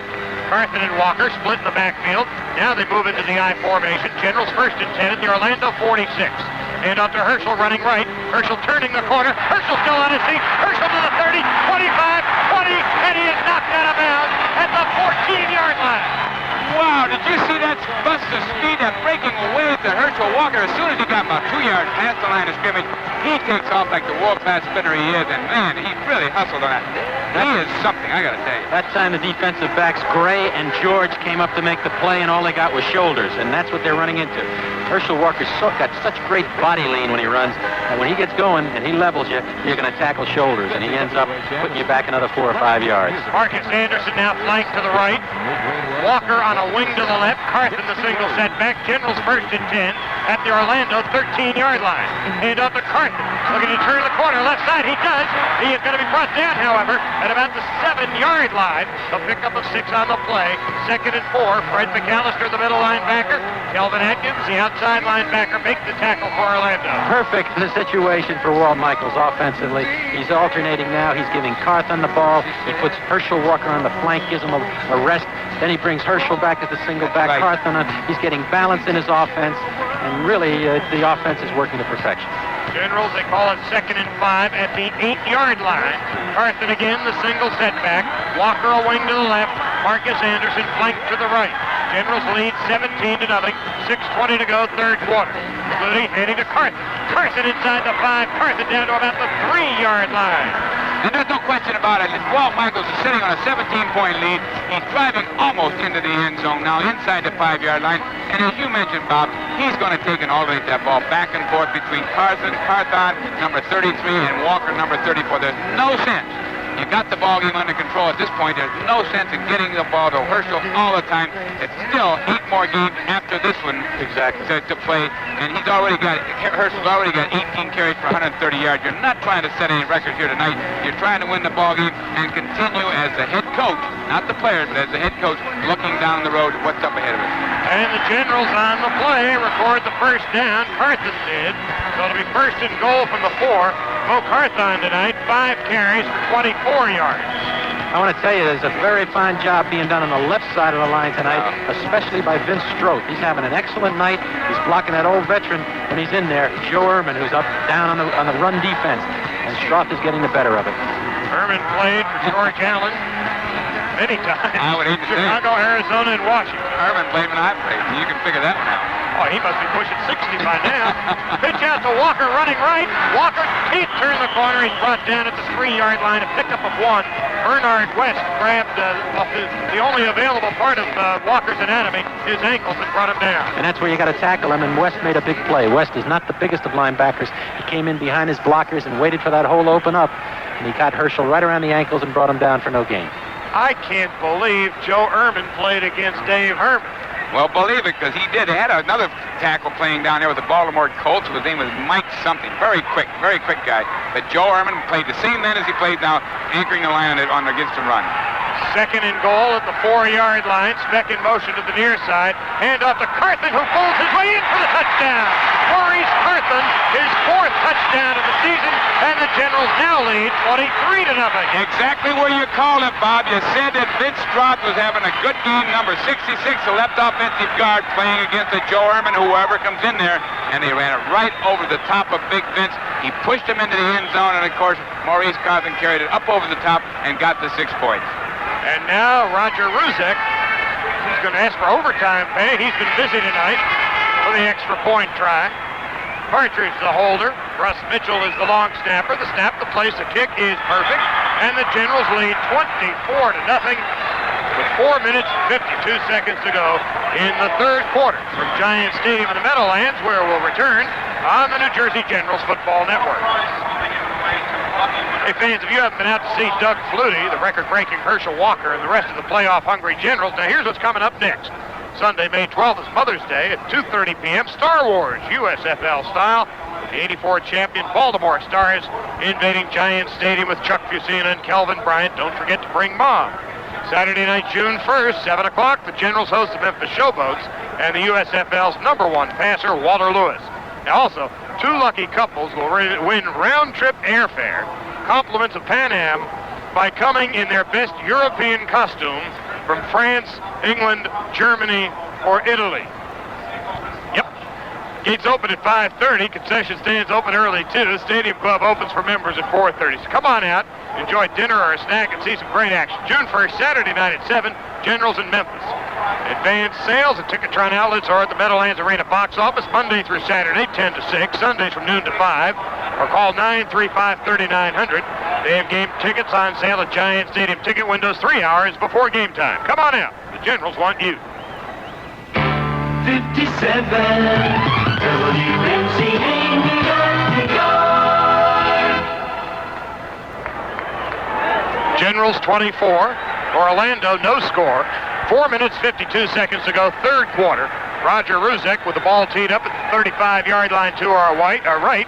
Jerry Parrish standing back at his 5-yard line to our left, awaiting the kickoff. It has been all New Jersey, and in the third quarter, where the Generals, this season at any rate, have been historically horrid, they have scored 14 unanswered points against Orlando. That's right. This is the third quarter, isn't it? And this has been their worst quarter, right? Not tonight. Good job. Ruzek with the kickoff high end over end. And Parrish fields it at the 5-yard line, looking to turn the corner at the 10, and he can't. He is tossed out of bounds. Ruthlessly, I might add. And Bill Parkinson, the referee, happens to agree, and that will be a 15-yard penalty for unnecessary roughness. And they're going to call it Danell Daniels. Danell Daniels. I got to tell you, that was a questionable call, but the referee, the officials here want to keep the game underhand, so they're going to call this particular play against the Generals unnecessary roughness, throwing the ball carrier out of bounds. Gives them a little better field position, I might add. A lot better field position. Now they got the ball on the 27-yard line instead of the what would that be? 15 yards from there, it'd be about the 12-yard line. Math major at Michigan State. I was pretty good at that, too. That's why you're the big executive that you are these days. Clock running, 4.5 to go, third quarter. Collier back to throw. He's rolling now, and he's throwing, and he completes it to Nizilik out to the 45-yard line of New Jersey, who flat out beat Bobby Leopold on the play. That's just a tight end breaking to the sideline. It's a very tough pattern on a first down play because the strong safety Daniels got to cover him. He gave a little room, and he broke it out behind him, and he got the pass off. The Generals will give him that. They'll keep the play in front of him. What they don't want to do now, leading 24 to nothing, is to give him the long, quick touchdown. Generals' last scoring drive, 6 play, 56 yards. All rushing on that, I might add. First and 10 for Orlando at their own 45-yard line, trailing by 24 points. Their backfield is split. Collier rolling right. Now he's going to run with it, and he's going to step out of bounds at the midfield stripe. He picked up 5 on the play. It'll be 2nd and 5. Bo Clemens chased him out of bounds. And that was a situation there. Collier would have thrown the football downfield, but we've seen consistently throughout this entire season the deep backs of the Generals playing very well. He did not have that intermediate target, the intermediate receiver, so he ran the football instead and only got himself 5 yards. Now, that's another situation the Generals can well afford now, but again, like Bob said, they don't want to give up the quick touchdown. But a thing here, Bob, we've never seen the Generals shut anybody out this year. That would be a big mark for them. They could shut this team down completely and not allow any points. Well, the Generals held Portland to 7. That's not a shutout. Nope, that was a fourth quarter touchdown, if you recall, that the Portland club put on the board. Here's Collier now on 2nd and 5, rolling and throwing and completing it to Henry Odom out of the backfield to the 44-yard line of New Jersey, and that'll be good for the 11th first down for Orlando. The Generals have but 12. However, the Generals had 24 points. Orlando still looking for their first. It's not a matter of how many first downs you get. It's a matter of when you get them. And the Generals, of course, have been much more efficient.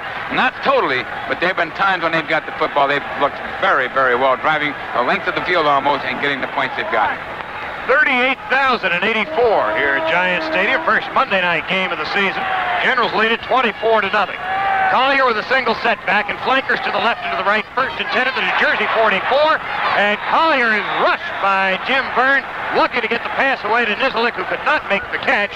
It'll be third down and 10 to go. The first time tonight that the Generals got to Reggie Collier, and he had to get the ball off, as you described it, very quickly. But that was an excellent one-out, one-on rush by Jim Byrne. Well, I got to tell you, Bob, though, if Collier was right, all 5 linemen were wrong, and if he was wrong, all 5 linemen were right. He pulled out behind the center much sooner than the rest of the offensive linemen, and Byrne just went by his blocking tackle and got there right away. That was a miscue out there, and the only thing that saved it from going offside was the center, feeling that Collier was going to pull away, snapped the ball to him. Everybody was to keep him from going offside. Wilfred Morgan, along with Joey Walters, flanked to the right. Smith flanked to the left on a draw play to Curtis Bledsoe, and Bledsoe burst his way inside the 40 down to the 38-yard line. A pickup of 6 on the play, making a 3rd and 4 situation for the Orlando Renegades. Matty Ace made the tackle. Matty Ace comes in on the passing downs for big Mr. Weaver because he's a little bit quicker and he gives him more of a pass rush. That time he made a good play coming off the block, thinking it was pass, to make the tackle on the draw play. They call it 3rd and 5, and so we will too. At the 39-yard line, Bledsoe, the single setback, 4 wideouts. Wilfred Morgan in motion to the near side.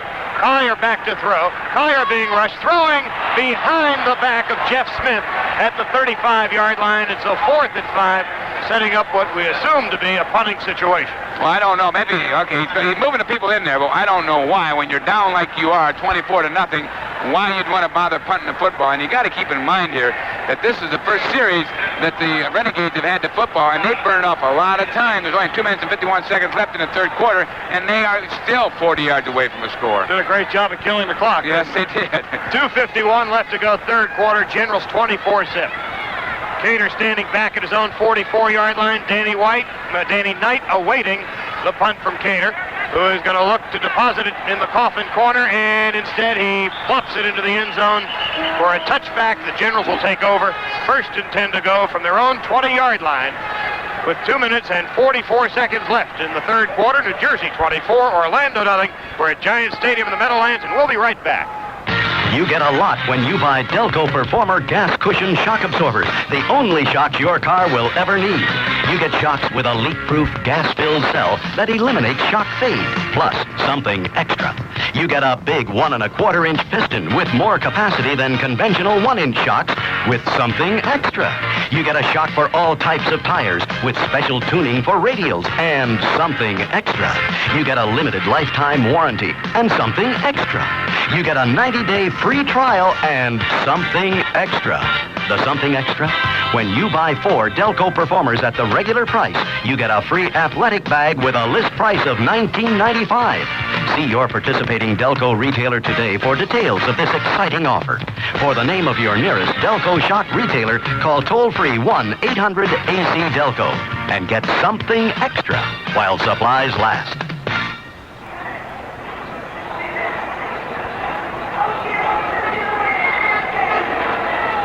Generals 24, Orlando no score, 2:44 to go in quarter number 3 in a game that actually isn't as close as the scoreboard indicates. Actually, it could well have been 31-0 or more, as the Generals fumbled away a touchdown opportunity late in the first half. So now the Generals 1st and 10 for their own 20. Walker the single setback. Herschel with 130 yards already. Here's a naked bootleg for Flutie. And Flutie is out to the 30-yard line, and it's good for the first down, 10 yards. Very surprised, though. I think that that is not exactly what Walt Michaels wants. Doug Flutie tonight has taken upon himself, when he bootlegs, to run with the football and stay in bounds a little bit longer than Walt would like. That time he took a chance. He got a hit from West, the linebacker. Got good yardage. Well, maybe I think he's got to realize he's got to slide and get out of bounds. Well, but maybe he saw they had 7 guys in the line of scrimmage, all 4 defensive linemen and all linebackers. Figured if he got to that point and broke that plane, he might get some yards. He did get some yards, but that's a tough way to get him for a quarterback. Flutie 7 carries, 68 yards tonight. Generals 1st and 10 at their own 30-yard line. Hand off to Carthen. Off left end, and he picks up about 3 yards on the play, and the tackle was made by Harold Randolph, the left side linebacker, presenting the Generals with a 2nd and 7 situation at their own 33.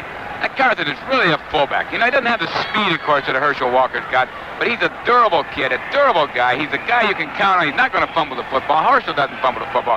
Given the situation, he's only fumbled twice in this whole season, as many times as he's carried. But that Mo Carson is really a good fullback, complimenting Herschel Walker. 7 carries, 29 yards for Carson. General 2nd and 8 from the 32. Flutie back to throw, throwing on the run and throwing it in front of Sam Bowers. It bounced in front of Bowers by about 5 yards. Bowers coming from the left side, coming down from the right side, running upfield and then breaking it about 18 yards to the sideline. Was a little too deep, and Flutie threw the ball going towards the sideline. He should have got upfield a little more. He didn't have enough on it, and it fell short. Well, it fell short. There was a lot of defenders out there, and probably it's a good thing it did fall short. That's one of the first times we've seen in the last 2 or 3 ball games Doug Flutie trying to force the action, trying to force the ball in there when the coverage was pretty good by the opposition. Carson takes a powder, and Clarence Harmon checks into the lineup for the first time tonight. Marcus Anderson and Danny Knight are the wideouts. Generals 3rd and 8 from the 32. And Flutie is back to throw. Generals, I believe, jumped the gun. Flutie throwing in and out of the hands of Herschel Walker at the 37-yard line. And Flutie got pounded pretty good after the pass was off. The defensive end, Kellen, came in and made the play. Sam Bowers jumped offside. But I think they're going to call it on number 64, Wayne Harris, also. So they had a miscue out there, as did the Renegades when they had the football. Penalty declined when they had the football. There was a miscue out there between the center and his offensive line because 2 guys were offside. Sam Bowers was one of them, and Wayne Harris, the right offensive guard, moved before the snap himself. Here's Rick Partridge, who is averaging 39 yards per punt this season. 1 punt tonight for 36 yards. And Victor Jackson is standing back at his own 25-yard line. Clock running 55 seconds ago in the 3rd quarter. Generals with a cushy 24-0 lead. Awaiting the snap from center is Partridge. Big rush, but he's able to get the kick away. And Jackson fields it at the 30. Cuts at the 35-yard line. And he fumbled the ball, but out of bounds at the 40-yard line, where Orlando will take over 1st and 10 at their own 40 with 33 seconds to go in quarter number 3. Generals lead 24-0 at Giant Stadium in the Meadowlands. We'll be back on the New Jersey Generals Football Network.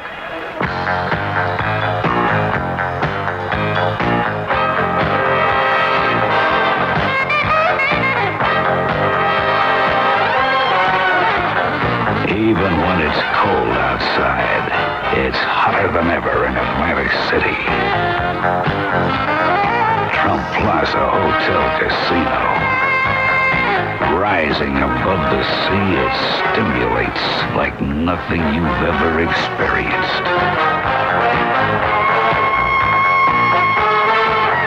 And best of all, this place is right in the center of the action.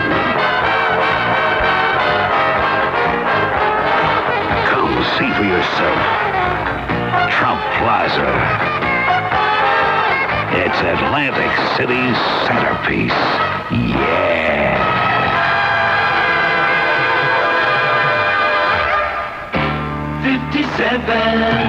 WMCA, New York, New York. Donald Trump will be joining us in the Generals broadcast booth a little bit later on tonight. There are 33 seconds left in the 3rd quarter. Generals lead 24-0.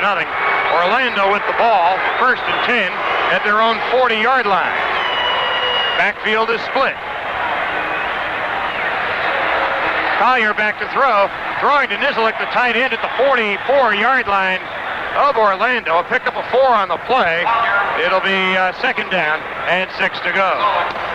Right here is where Reggie Collier has got to get that ball downfield, but he doesn't have the confidence, nor can he find the people open. Again, it's a tribute to the Generals' deep backfield. They've done very well, and tonight they're missing their strong safety, John Preston, and he's being amply substituted for, and the Generals continue to play strong defense. Well, the gun has just sounded to end quarter number 3. And the Generals still lead 24-0 here at Giant Stadium in the Meadowlands, and we'll be back. We're Organize a group from your church, synagogue, fraternal group, or club and come see a Generals home game. See Doug Flutie, record-breaking Herschel Walker, and all the playoff-hungry Generals in person at Giant Stadium. Sunday, May 12th, Mother's Day at 2:30, Star Wars against the 84 champion Baltimore Stars. Saturday night, June 1st at 7 o'clock, the Generals host the Memphis Showboats with the USFL's #1 passer, Walter Lewis. For group reservations, call Tom Medeiros at 1-800-KICKOFF. Reach for the star, you can trust your car. Reach for the star, to the products with the star. Reach for the star, the big bright Texaco star. If your car knocks, it's probably undernourished, so put it on a diet. Texaco's Super Unleaded Diet. It's got higher octane than regular unleaded to help knock out the knocks. Reach for the star, the big bright Texaco star. Reach for the Don't miss all the inside action about the Generals players and the coaches. Welcome back to quarter number 4 in a game that the Generals have had in control from the outset. It is 24 for New Jersey, nada for the Orlando Renegades, who really haven't shown very much, and their record coming into the game was 2-7. All things being equal, in about a half hour, they'll be 2-8. But you know, Charlie, the Renegades have not shown much tonight, but in the last month of the season, they've shown more offense against other teams. Teams like the Jacksonville Bulls, who beat them last week, but they moved the ball against them. Those are the kind of things that make this Generals effort tonight and over the last month so important, because once they get against teams that have been playing comparable opponents, you get a good line on how much the Generals have improved this year. Generals really have shown a steady improvement over the last month, and next Sunday we are in Jacksonville, where they are expecting fairly close to a sellout in Jacksonville. They are expecting somewhere between 70 and 80,000 for this game, and of course when we were in Jacksonville a year ago, 73,000. To this date, the largest crowd in the history of the USFL. 2nd and 6 for the Renegades at their own 44-yard line. First play, 4th quarter. Collier back to throw. Collier throwing sideline for Jackie Flowers. And They got to go deep because they're trailing 24-0. They're in the 4th period. They got to get some points if they want to get back in this ball game.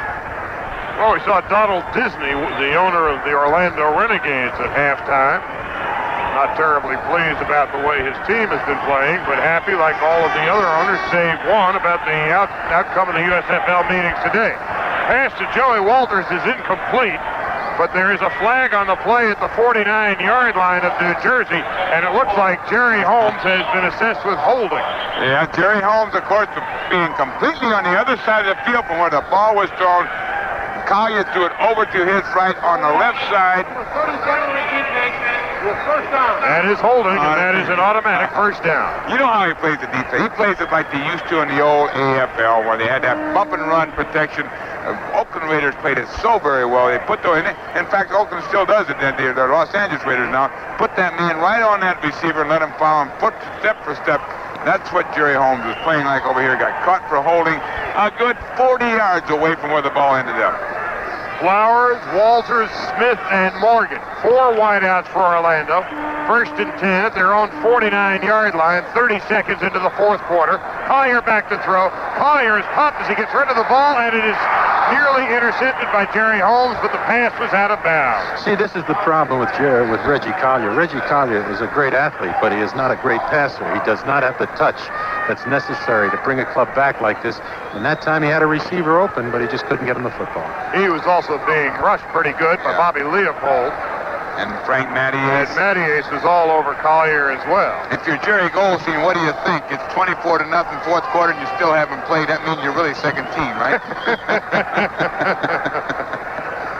That's really second team. And if you're Steve Bizarkowitz, there's no way, Jose.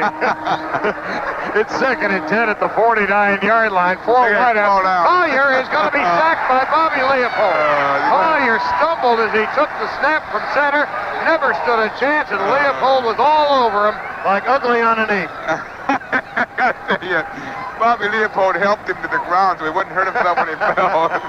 Oh, that's terrible. Okay. That's 2 sacks on the evening. That's 2 sacks on the evening for the Generals against the quarterback Collier, Reggie Collier. Okay. Well, I reckon at 24-0, this constitutes a laugher along about here with 14 minutes left in the game and the clock running. It becomes a chuckler, it really does. But you know how close it was?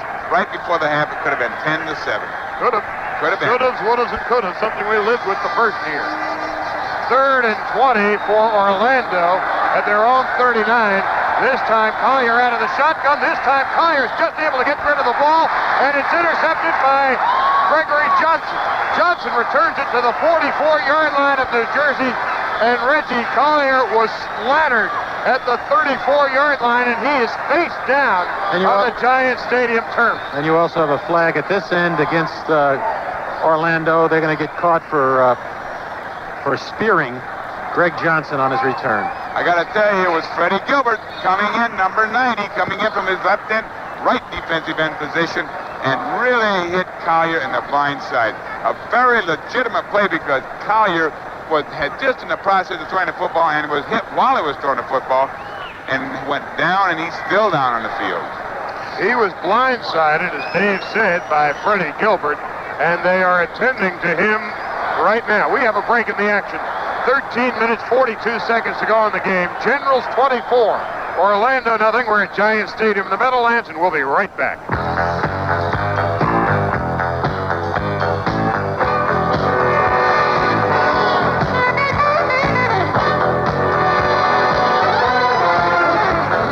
Why go to an old, worn-out place in Atlantic City when you can go to the hot new place in town? Trump Plaza Hotel Casino.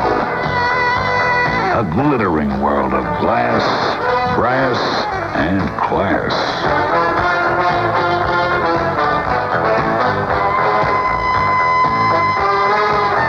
And best of all, this place is right in the center of the action. Come see for yourself. Trump Plaza. It's Atlantic City's centerpiece. Yeah.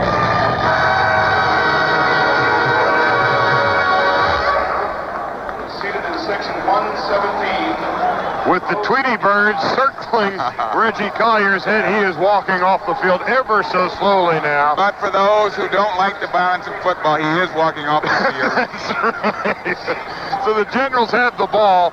1st and 10 at the Orlando 39, following the interception by Gregory Johnson. An additional 15 yards tacked on the play as a result of a spearing penalty assessed to Joel Patton, the right tackle, against Johnson on the return. So it's the Generals 1st and 10 at the Orlando 40-yard line.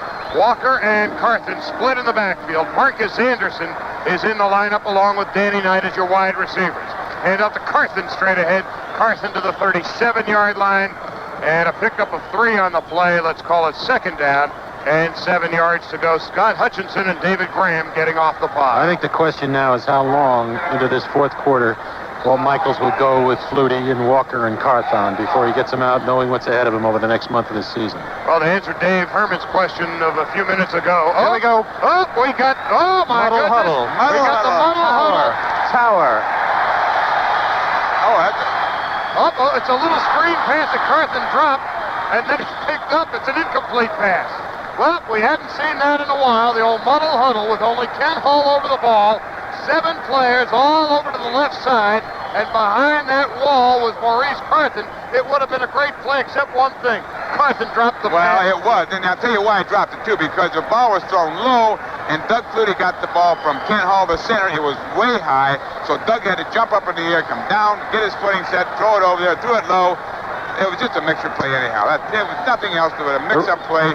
Walt wants his opposition down the road to look at these things. It works for me in Central Park. 12:50 to go, 4th quarter. Generals 24 zip, 3rd and 8 at the 38-yard line. Flutie back to throw. Throwing quickly, and it's intercepted by Jeff George. George has got nothing but real estate in front of him. George cuts back at the 25, still on his feet at the 20, 15-yard line, and he is down inside the 10-yard line. He fumbled the ball. And he fumbled the ball, and Doug Flutie picked it up. They call it. He was down.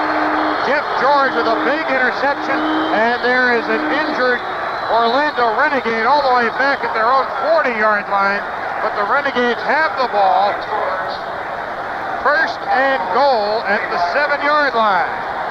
Well, I guess it's all right to have a little fun out there, but what really takes the concentration off of your football team And then Doug, like we've said so often, has not been forcing the football, and he absolutely did force the football on that last play, and a big turnover for the Washington Federals. They look like the Federals, Orlando Renegades, and they now have an opportunity to put some points on the board.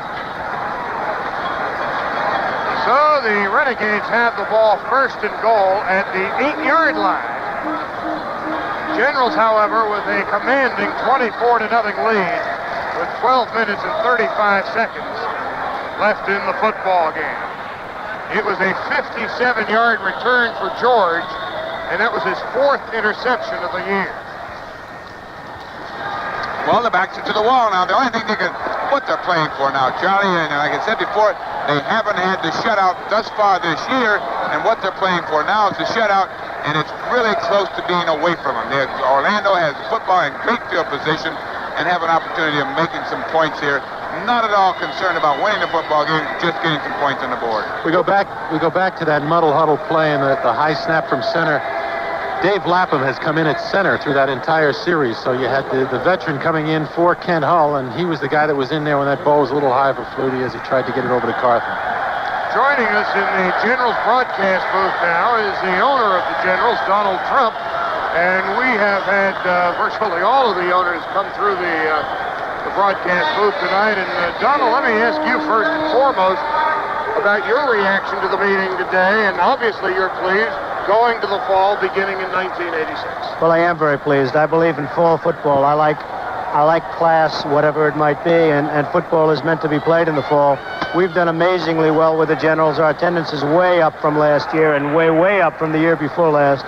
But I know that we're even going to do better. I don't know if you just heard, but we made a little slight challenge to our NFL neighbors, and I want to see whether or not they can stop Doug Flutie and Herschel Walker. What is that challenge? What, both Giants and Jets? Well, it's a charity, and we'll see what happens really at the appropriate time. But you can't challenge when we're playing in different seasons, and we'll have plenty of challenges in the fall. I guess you will. We'll be back with Donald in just a moment. Jerry Goldstein is now in as quarterback. Reggie Collier got his bell rung pretty good in the last series of plays. First and goal from the 8. Goldstein back to throw. Throwing quickly for Jackie Flowers. Touchdown, Orlando, but hold the phone. Flag on the play in the end zone, and I think Joey Walters is going to be called for offensive interference. Yes, he is. That's exactly the call. Flag on the play. This is Bill Parkinson, the referee. It's on the offense, number 17. Yeah. Down. Absolutely, the exact way you called, Charlie. Joey Walters, even though he wasn't involved, got called for offensive pass interference and negates that touchdown. A big break for the Generals as far as their shutout bid goes. So it will be second down and goal from the 18-yard line, a loss of down.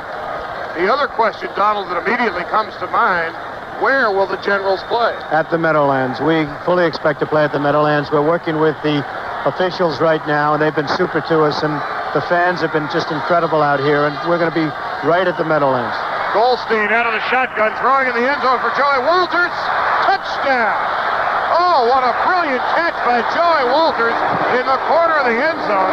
The fact that he was able to keep both feet inbounds with that catch, quite a story in and of itself.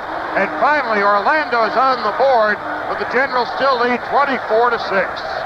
An outstanding throw out there, a pass out there, I should say, by Jerry Goldstein, the quarterback replacing Reggie Collier, and put the ball right over the top of Walter's shoulders, and he came down inside. Had the possession when he caught the ball. All you have to do is have possession inside the end zone, and you get the 7 points. And so we've got Jeff Brockhouse, who came through the Generals camp from time to time, with the extra point try now for Orlando. The snap, the place, the kick is up. It is good. And we have a break in the action. 11:53 to go in the football game. Generals 24, Orlando 7. We'll be back with more with Donald Trump and more of the football game in just a minute from the Meadowlands. We'll be back on the New Jersey Generals Football Network.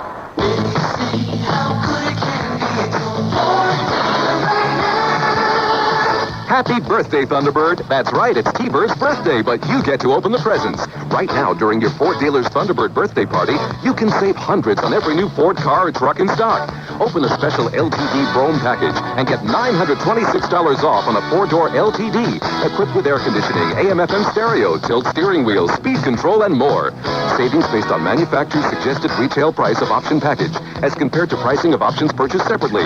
So see your Ford dealer today for Thunderbird birthday savings on a luxuriously equipped LTD. But hurry, because come May 1st, the party's over.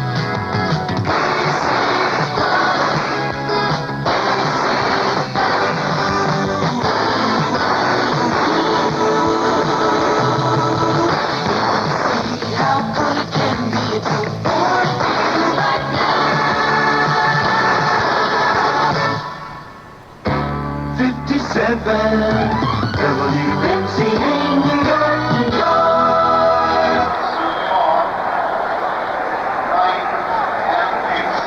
Jeff Brockhouse making his way toward the football. It's a squib kick fielded by Rod Pegues at his 10-yard line. Pegues straight ahead to the 15, 20, to the 30-yard line, brought down at the 31, where it'll be 1st and 10 to go. Generals leading 24-7, 11:45 to go in quarter number 4.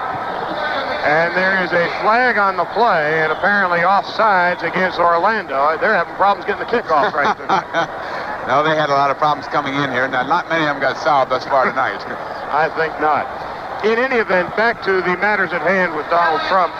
It seemed as if coming out of the meeting today, or at least going into the meeting, nobody really seemed to be quite sure what the outcome would be. But it seemed like you all came out as a fairly united front. Well, I was pretty sure, and I'd read these reports, and I don't know where the reporters got their information, because they'd say 10 teams wanted to go to the spring, and I knew that they didn't. But I read what I read. 1st and 10 for the Generals at their own 32-yard line. Walker and Carthen line up in the I formation. Flutie calling signals. One flanker off to the left side. Flutie hands to Herschel running left in front of Mo Carthon. Walker turning the corner and is run out of bounds at the 38-yard line. A pickup of 6 on the play. Harold Randolph ran him out. It'll be 2nd down and 4 to go. Now the question becomes, where will you be televised? And what days of the week will you be able to play here at Giant Stadium? Well, as you know, we have Sunday and we have an exemption to play on Saturday. And the Saturday exemption is very important. It is a very vital situation, and we have that. We have the option of playing during the week, Sunday evenings, but that Saturday day and maybe Friday evenings, we have some wonderful times to play. General 2nd and 3 at their own 39-yard line, leading 24-7 with 11 minutes, 15 seconds to go in the game. Walker bursts his way straight ahead. He's got the 1st down and then some, brought down at the 44-yard line. Must be enjoying watching Herschel run this year. Well, he's the greatest. I mean, he could be the greatest of all time. And as you know, we made that little challenge before to our neighbors, and I'd like to see them trying to stop Herschel Walker. It'd be very interesting. Well, I'm not sure that they can. I don't know. Not too many people have had success trying to stop Herschel Walker throughout this entire year, and you know they gear their defense for it, and they're not that successful. Herschel is just an outstanding football player. Walker, 21 carries, 146 yards. Clock running, 10:35 to go in the game. Generals 24-7. 1st and 10 from their own 45. Flutie back to throw. Flutie with time. Throwing long down the field for Danny Knight. He overthrew him at the 20-yard line. Well, there was a mix-up on that play. I think Knight was trying to run a post corner, and instead of breaking back out to the sideline where Flutie put the ball, he stayed on the post course. And that's part of the problem. Danny Knight has not seen much action of late as an offensive receiver for the Generals. 2nd and 10 at the 45-yard line. As far as television is concerned, Donald, a lot of people are going to wonder where and how they're going to be able to see the games and where and how you're all going to make some money. Well, you have a lot of options coming up, and you have a very good chance for an NFL strike, as an example, in 1987. And I think after the monopoly stops in terms of 1986, hopefully it will stop with the networks. We'll have our options with the networks also. 2nd and 10 at the 45-yard line. Flutie out of the shotgun. Flutie with time. Setting up a screen for Walker. Walker dipsy-doodles at the 40, and he goes down at the 40-yard line. Flag on the play, however. A loss of 5 if the play stands, but there's a flag on the play. The flag is against Vince Stroth, yes, the left guard who got downfield about 5 yards before the pass was completed. All right. With the loss on it, it'll be interesting to see what Orlando decides to do here. Downfield, that's a loss of down. All right, so that will set up a 3rd down and long for New Jersey. Donald, as far as TV, however, at the moment, obviously no network for 86. How then does the league plan to get the games from the stadium to home? What seems to be happening, we've had tremendous offers of great syndications. We also have interest from certain networks, although you're going to find that a little bit strange to hear. But we have some very interesting things cooking, Charlie, and I think you're going to be finding out over the relatively short period of time. It's a lot of interest in the league. So the Generals now 3rd and 20 back at their own 35-yard line. Herschel the single setback, and he gets a handoff on a little draw play. Walker bursts his way over the 45 to the 48-yard line. He'll be well short of the first down, but Walker picks up another 13 yards, so he's up to about 159 on 22 carries. He has that great ability when he doesn't have to take a guy head on. He can drop his shoulder and slip between the tacklers, but then when he does take a guy on, they really pay for it. Herschel Walker is playing one of his better games here again tonight. Clock continues to run, 9 minutes and 20 seconds left. Partridge with a high floating punt. Victor Jackson will be forced to fair catch all the way back at his 13-yard line. Breaking the action, 9:16 to go in the game. Generals 24, Orlando 7. We're at Giant Stadium in the Meadowlands, and we'll be back in a minute. Hey, Cab. Bob Hope. Hi. You better put on these earmuffs to drown out the engine knocks. Hey, you don't need earmuffs. You need star power. Texaco Star Power, the higher octane in Texaco Super Unleaded that can help knock out the knocks. Hey, Cab. Hello again, Mr. Hope. You know, the engine's so quiet now I can tell you some of my jokes. You still have those earmuffs?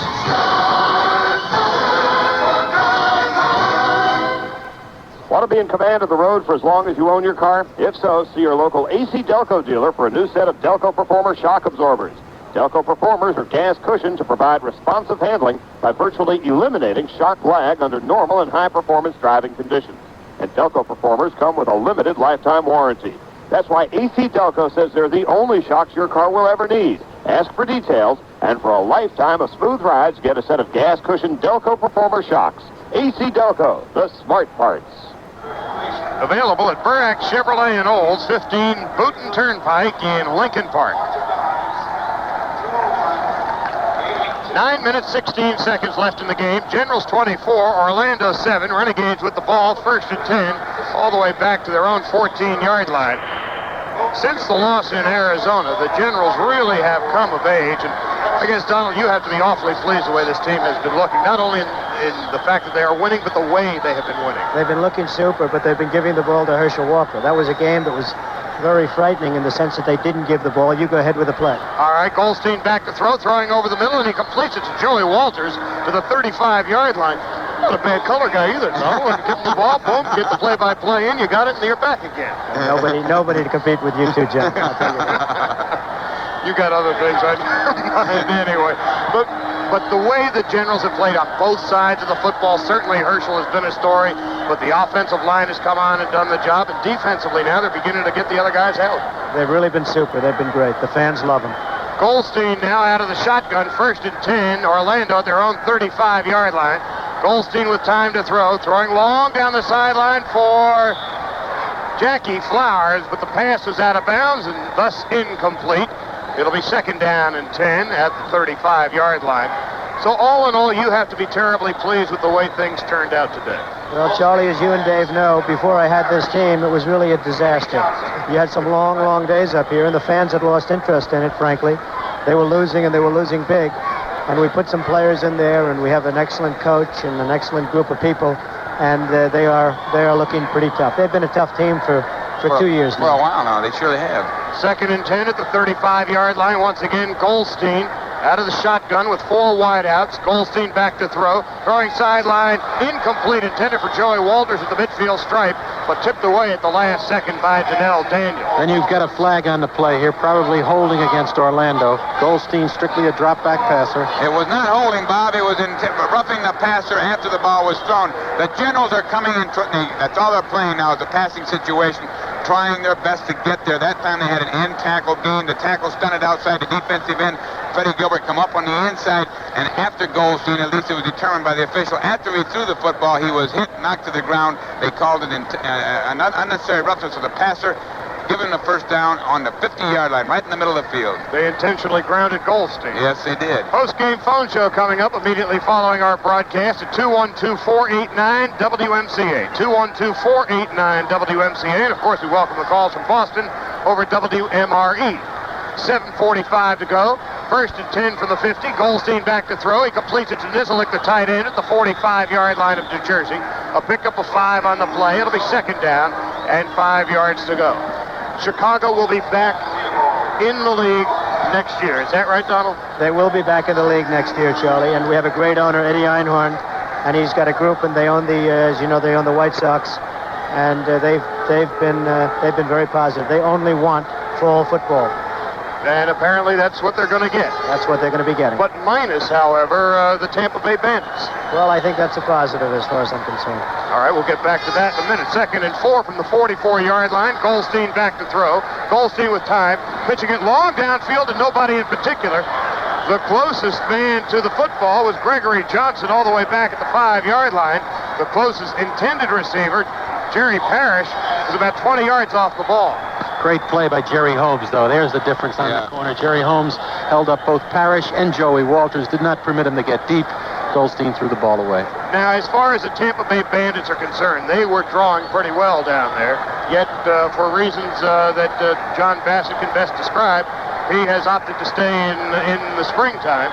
And at the moment, I guess he's guaranteed of a playoff spot next spring because he's going to be the only one playing there. We'll talk about that in a second. On 3rd and 4 at the 44-yard line, Goldstein is back to throw. Goldstein with time, lots of time, throwing it out of the backfield, and is nearly intercepted by Bobby Leopold at the 39-yard line. It'll be 4th and 4 from the 44. Back to your thoughts about Tampa Bay and Bassett. Well, John Bassett's he's really got his own agenda, frankly, and John is one of the founders of the World Football League, and we haven't been losers in life, and we don't intend to be. And frankly, John is, at this moment, John is just the spring man, and he felt strongly about the World Football League. He feels strongly about spring football, and that's all I can say. And so on that 3rd and 4 pass situation, it was holding against the Generals, defensive holding. It's a 5-yard penalty, automatic first down. So it's Orlando 1st and 10 at the General 40-yard line. Generals lead 24-7 with 6 minutes, 35 seconds to go in the game, and the clock continues to run. Now they're in the I formation, interestingly enough, and Goldstein is back to throw.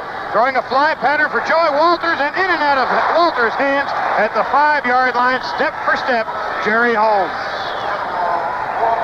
Donald, I can understand why and how football, you mentioned that one window you have open this Saturday afternoon. I can understand how it would be accepted here in New York, maybe in Chicago, but how about Birmingham and some of those cities where college football seems to reign supreme? What's your research tell you about that? I believe it's not research, it's instinct, and I believe from my own standpoint they'll do better. Now, they've been doing, certain teams have done very well. Certain of the Sun Belt teams have done very well. As well as they've done, they'll do better in the traditional football season. Okay. Charlie, here we go again. Shotgun formation. 2nd and 10 from the 40-yard line. Parrish in motion to the far side. Goldstein back to throw. Goldstein with time, throwing sideline, incomplete, intended for Wilford Morgan at the 35-yard line. And once again, Jerry Holmes is all over his man. He's become a one-man show, hasn't he, Bob? Well, the story we've said all season is that really Jerry Holmes has put this some defensive secondary together. The confidence he has, the experience, and everybody plays to his level. That's the difference. Jerry Holmes just runs. He has the instincts. As Donald Trump talks about instincts, he has the instincts to play defense as well as anybody I've seen in this league. Orlando 3rd and 10 at the 40. At the General 40-yard line, Parrish in motion to the far side. Goldstein out of the shotgun. Goldstein being chased. Goldstein being sacked all the way back at the 49-yard line. It was Freddie Gilbert, Frank Mattias, Bobby Leopold, and Jim Byrne getting off the pod. Bobby Leopold coming from his linebacker position. You don't see Bobby Leopold blitz that often, and he came through scot-free. Again, a mix-up on that offensive line. They've got to pick them all up from the inside out, and they obviously didn't. They let Leopold come scot-free through there, and he threw the quarterback, Jerry Goldstein, down for a big loss. That is the General's 3rd sack of the evening. New Jersey 24, Orlando 7. 6 minutes left in the game. Greg Cater to punt it away. 4th and 21. Line of scrimmage, Orlando's 49-yard line. Good snap from center. Cater angling it for the side. It bounces at the 10, and Danny Knight fields it on one hop, and Danny Knight is still on his feet. Finally, he goes down at the 14-yard line. I suspect Danny Knight had it to do over again. He would have let it bounce. Well, I don't know. He did let the thing bounce, Charlie, but a good heads-up play on his part. Got the ball from the down inside the 10-yard line. They brought it back as far as they could. Breaking the action, 5:49 to go, quarter number 4. Generals 24, Orlando 7. We're at Giant Stadium in the Meadowlands, and we'll be back on the New Jersey Generals Football Network. Are you concerned about the cost of heating or cooling your home? If you are, PSE&G, Public Service Electric and Gas Company of New Jersey, has a solution. PSE&G will send an energy specialist to check out your home from basement to attic to look for energy leaks. You'll then receive a computerized report on exactly where your home is losing energy and what you can do about it. Cost of the service, only $15. With the report, you also receive a free energy savings kit so you can begin to stop those energy leaks right now. Call the PSE&G Energy Conservation Center toll-free at 1-800-854-4444 and ask about the Home Energy Survey. And look for more information about the survey in this month's public service mailing. Remember, the number to call is 1-800-854-4444. 1-800-854-4444. 57 WMCA New York, New York.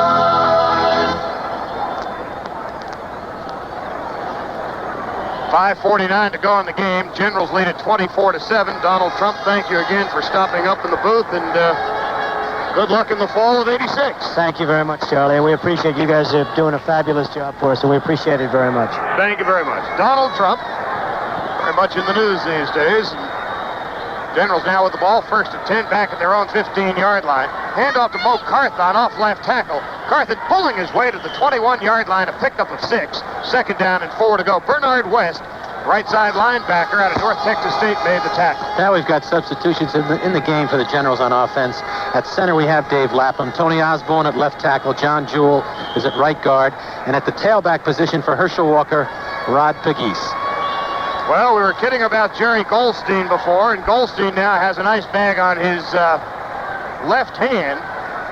Steve Pizarkowicz, who we were kidding about even more earlier before, has his helmet on, and we may see, I think for the first time in the 3 years we've been broadcasting together, Dave and Bob, a third-string quarterback actually coming in play. Here's Rod Pegues with the handoff. They've given Herschel the rest of the evening off. Pegues out over the 25 to about the 29-yard line. A pickup of 7. He needed 3 for the first down, so the Generals record their 16th first down of the evening. Well, whatever happened, Charlie, to the time when he used to take the players out one by one and let the crowd cheer and all that, you know? Now they just take him out on the sideline. Nobody knows he's missing it. Well, most of the crowd's also headed for the parking lot by now, too. Rod Pegues. Herschel retires for the evening, 22 carries, 159 yards. That gives him 1,100 and... Think, quick. This is pressure. 65. Good. Thank you. Clock running, 3:55 to go in the game. Carthon with the handoff. Carthon goes nowhere. He is brought down after maybe gaining 2 on the play. It'll be 2nd and 8. Bernard West again in on the tackle. Well, Donald and all of the owners certainly have put on a very united front, Dave and Bob. They've come out of this, this Armageddon-type meeting that was certainly this morning into one that was certainly a unifying factor by the end of the day. Let me tell you, there's one guy in this league who can put it together and hold it together. It's Donald Trump. You know, we were talking before the game. Donald was explaining the new deal that he made down in Atlantic City. Yes. He bought yet another casino. Yes. He bought it from Barron Hilton. One of my personal friends, I know. 2nd and 8 from the 30. Generals leading 24-7. Pitch out to Pegues, running off left tackle. Pegues looking to turn the corner. He can't. He's brought down at the 31. Pegues is a mortal human being. We get used to seeing Herschel so often that Pegues is brought down. Picked up a couple on the play, 3rd and 6 at the 32. So routinely, you know, he purchases a $350 million hotel, ba-bum, and then another day he comes in and saves the lead. Well, you know, getting back to the comments, you've had a lot of owners on, and of course Don Klosterman. But the truth of the matter is, I ran into Peter Hadhazy down here before the game, and he was absolutely enthusiastic and ecstatic about the way Harry Usher conducted these meetings. That's what I heard. So I think they've come away, not only the owners, but people who have been in pro football a long time, like Pete Hadhazy, very impressed with what they accomplished today. What the league needed was a leader, and apparently Harry Usher, our halftime guest, has provided that leadership. Here's Flutie. doing some dipsy-doodling at the 30, looking for the sideline. Oh, down he goes at the 30-yard line. He must have run about 45 yards and lost 2 on the play. I think he ran 35 seconds at 45 yards. I'll see you guys up there. But I tell you, that's the way to get it going. Bob Cassiola, when he begins to make his ascent up to the broadcast booth, we know that the game is pretty well in hand. And it has been, frankly, all night long, with the Generals leading 24-7. 2 minutes, 9 seconds to go in the game at Giant Stadium in the Meadowlands, and we'll be back. Alfa Romeo says, enough.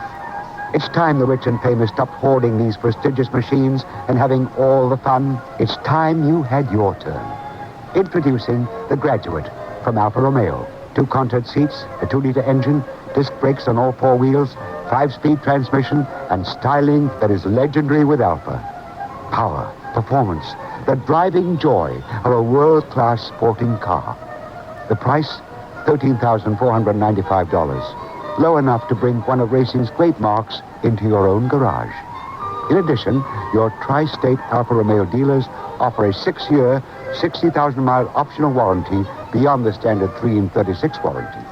Visit your tri-state Alfa Romeo dealer and test drive the Graduate. Optional equipment, transportation, preparation, taxes, and licensing extra. And while you're there, mention the Generals and pick up your free gift. Generals 4th and 8 at their own 30-yard line. Partridge gets a pretty punt off that Victor Jackson will field back at his own 27-yard line, cutting at the 30, and down he goes at the 33.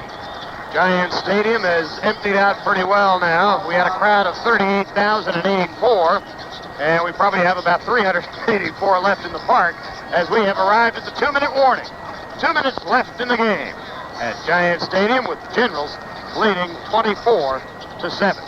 Don't forget, we've got the post-game phone show coming up immediately following our broadcast at area code 212-489-WMCA. And for those of you listening throughout New England, give us a call at 212-489-WMCA. Steve Pizarkowitz, you may remember him playing for the St. Louis Cardinals, the taxi quarterback.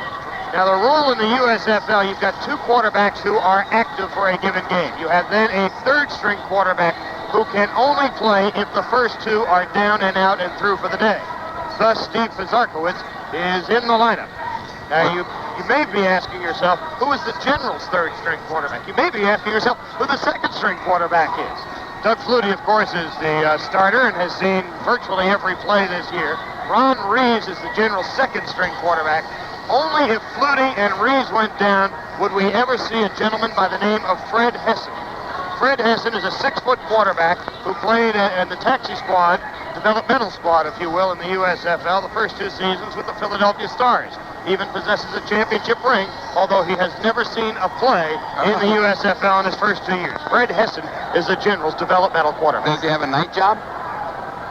How much money did you make for the 3rd-string quarterback in this league? Must have a night job to keep him. 1st and 10 is terrible. 1st and 10 at the 33. Minute 58 left in the game, and Pizarkowitz throwing for the first time. Throwing long sideline for Wilfred Morgan.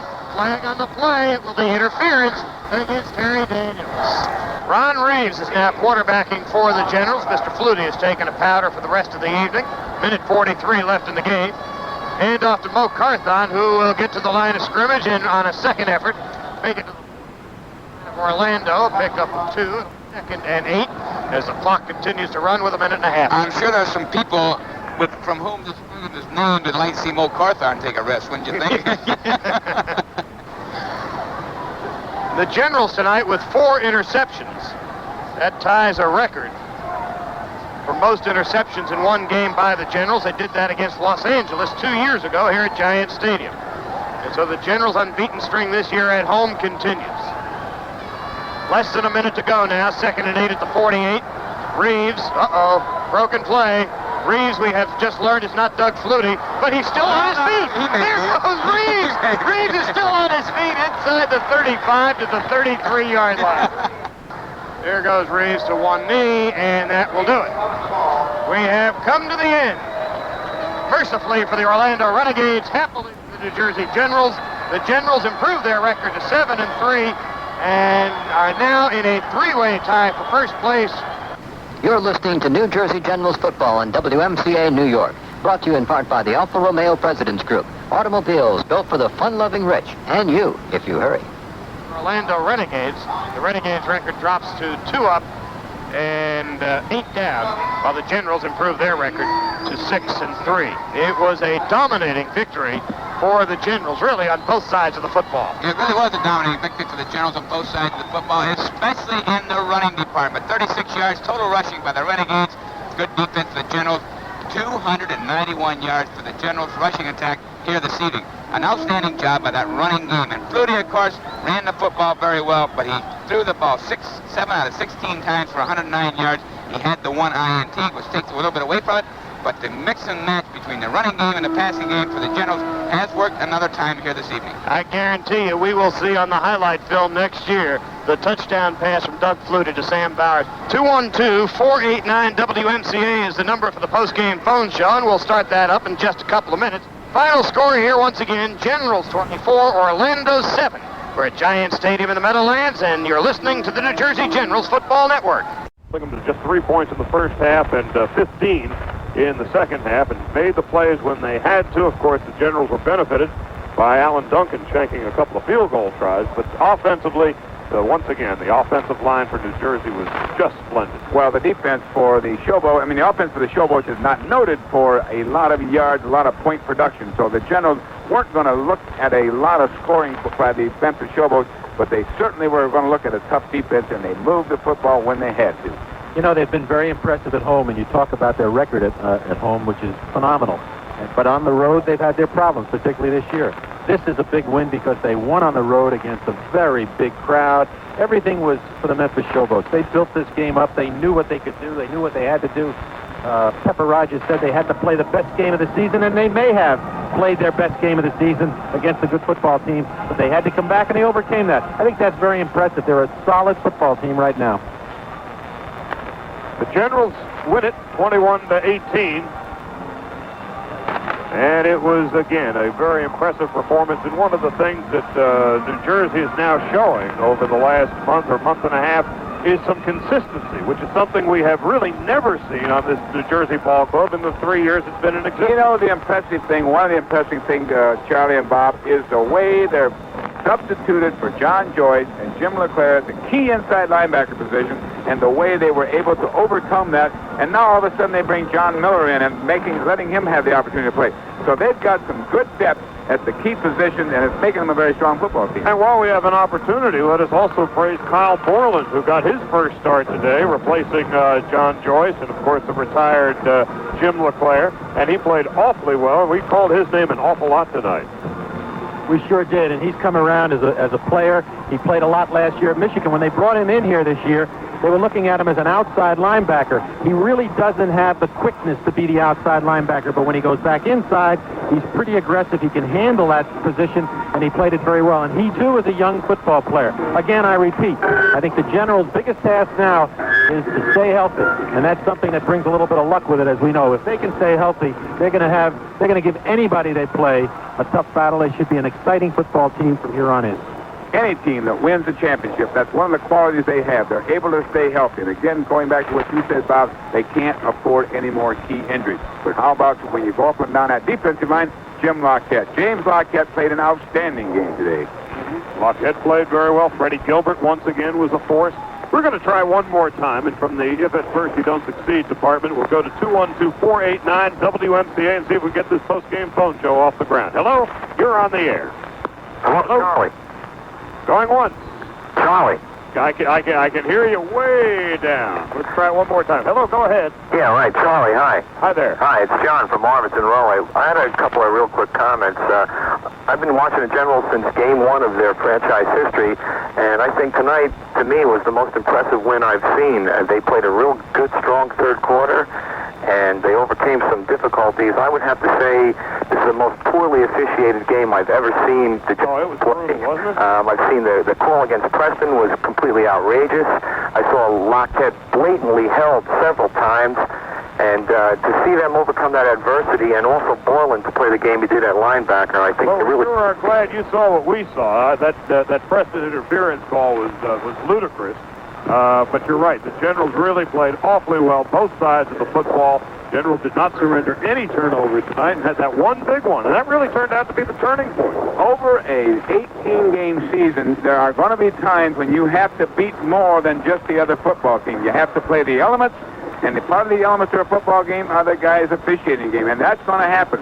Now, sometime in the future, it may go the other way. The calls might go for the Generals, but tonight, as you saw it, I certainly saw it the same way. The officiating was basically one-sided, very close calls on the part of the officiating, and calls that I say shouldn't have been made. And you can bet your life that Walt Michaels will comment on that and say that his ball club overcame those official calls, and that's a very important part of it all. That's what's exciting right now about this ball club. They're doing so many things so well. That's great. Well, thank you very much for the call. Let's go back to the telephones now at area code 212-489-WMCA. Hello, you're on the air. Hello, good evening. Hi there. All right. I'm calling from New York. I think you guys are doing a great job. Thank you very much.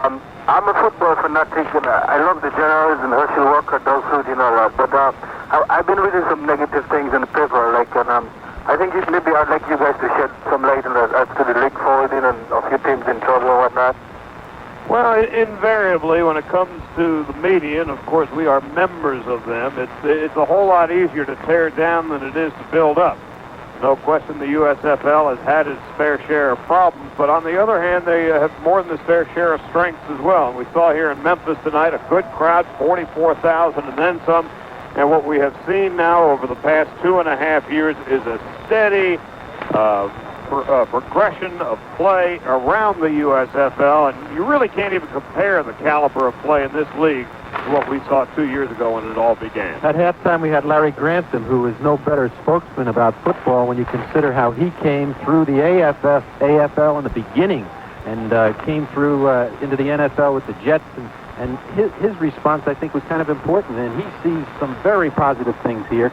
And I think that it's given a chance. This league is so much improved this year. There are some really fine players that, if given the chance, it may very well catch hold, and it's very close to being there. They've got to make a few right decisions over the next couple of months. One of the things that the players miss, and they're very good football players, they miss that publicity to go along with the players in the other leagues. But going back to when the AFL started, there was only 12 teams in the National Football League and 8 teams within the AFL, so there was 20 teams competing for the fan interest. Here you've got 28 teams, and now we're breaking in with another league. It's tougher because of the numbers, but they have some real fine football players out there. Hey, can I say one more thing? Go ahead. Like I said, I live in the New York area, but I don't feel like the news media is giving the USFL, what it deserves as far as publication and whatnot. I don't think so. I don't know why, but Well, there's no question about that. In New York, down here in Memphis, there's a column, 2 columns, 3 columns every day. But in New York, when you're competing against 2 baseball teams, 2 other football teams, 2 basketball teams, sometimes soccer, sometimes not, you got an awful lot of competition up there for the sports page, and they're just not getting what you and I consider their share of attention. And when we arrived here last night, as we mentioned earlier on this evening, all 3 of the local television stations were here for live coverage of the arrival of the Generals. Boy, I felt awfully impressed. Thanks very much for the call. Let's go to the last call of the evening at 212-489-WMCA. Hello there. Hello. Yeah. Now, everybody will be putting down Orlando, but lately in their past couple of games, they've been playing a little better. Orlando's playing very well. I'm wondering, will they cause any problems, especially with Reggie Collier and his scrambling, because it's been helping them, and they came close in the 2 games before, and I've watched, the tape replays that they had on ESPN, and I seen them. They look like they're playing pretty good. I think they may give a little competition to the Generals. What do you guys think? I think that you're absolutely right, and let me tell you, when you play 2 teams twice in a season, I don't care what the record was before or what the victory was, it's awfully tough to beat a team twice in a row, and that proves out particularly in this league. Orlando is improving, and the decision of their coach, Lee Corso, to go with Reggie Collier has made a big difference in their ball club. He is an outstanding athlete, and he can throw the ball pretty well. I'm sure that they'll come into Giant Stadium a week from Monday very excited about playing the Generals, and could probably go give them a very, very tough ball game. And the Generals, of course, have won 12 of their last 13 at home, and that other stat that we passed along to you now, Herschel Walker, whenever he runs for 100 yards or more, the Generals' record is an astonishing 15-3. Outstanding record with Herschel Walker. Now, one of the things that Walt's got to watch out for next week, you have football coaches and football teams don't like to have their schedule disrupted. They've got 10 days off now, and that's going to have Walt's going to have not a problem, but he's going to have a situation getting his football team with 10 days off, peaking at the right time, and that would be on Monday night against Orlando Renegades. Thanks very much for the call. Okay. Good night now. This broadcast is a production of the New Jersey General. The engineer for tonight's game has been Paul Benish. Our producer has been Douglas Brown. The operations director, Carolee Oshwell-Frost. This is Charlie Steiner for Dave Herman and Bob Cassiola, reminding you to join us on Monday night, April 29th from Giant Stadium as the Generals take on the Orlando Renegades. We'll be on the air at 6:55, so join us then. New Jersey Generals football has been sponsored by Texaco, makers of Texaco Super Unleaded that helps knock out the knocks. By Trump Plaza, Atlantic City centerpiece. By the New Jersey Ford dealers who bring you the official car of the New Jersey Generals. By AC Delco, the smart parts. By PSE&G, the energy people urging you to seal up and save. And by the New Jersey Generals. Final score once again. The Generals 21, the Memphis Showboats 18. It'll make for a happy flight home. We should be arriving about 3 o'clock this morning at Newark Airport. So for Dave and Bob, Charlie Steiner saying good night from the Liberty Bowl in Memphis, Tennessee.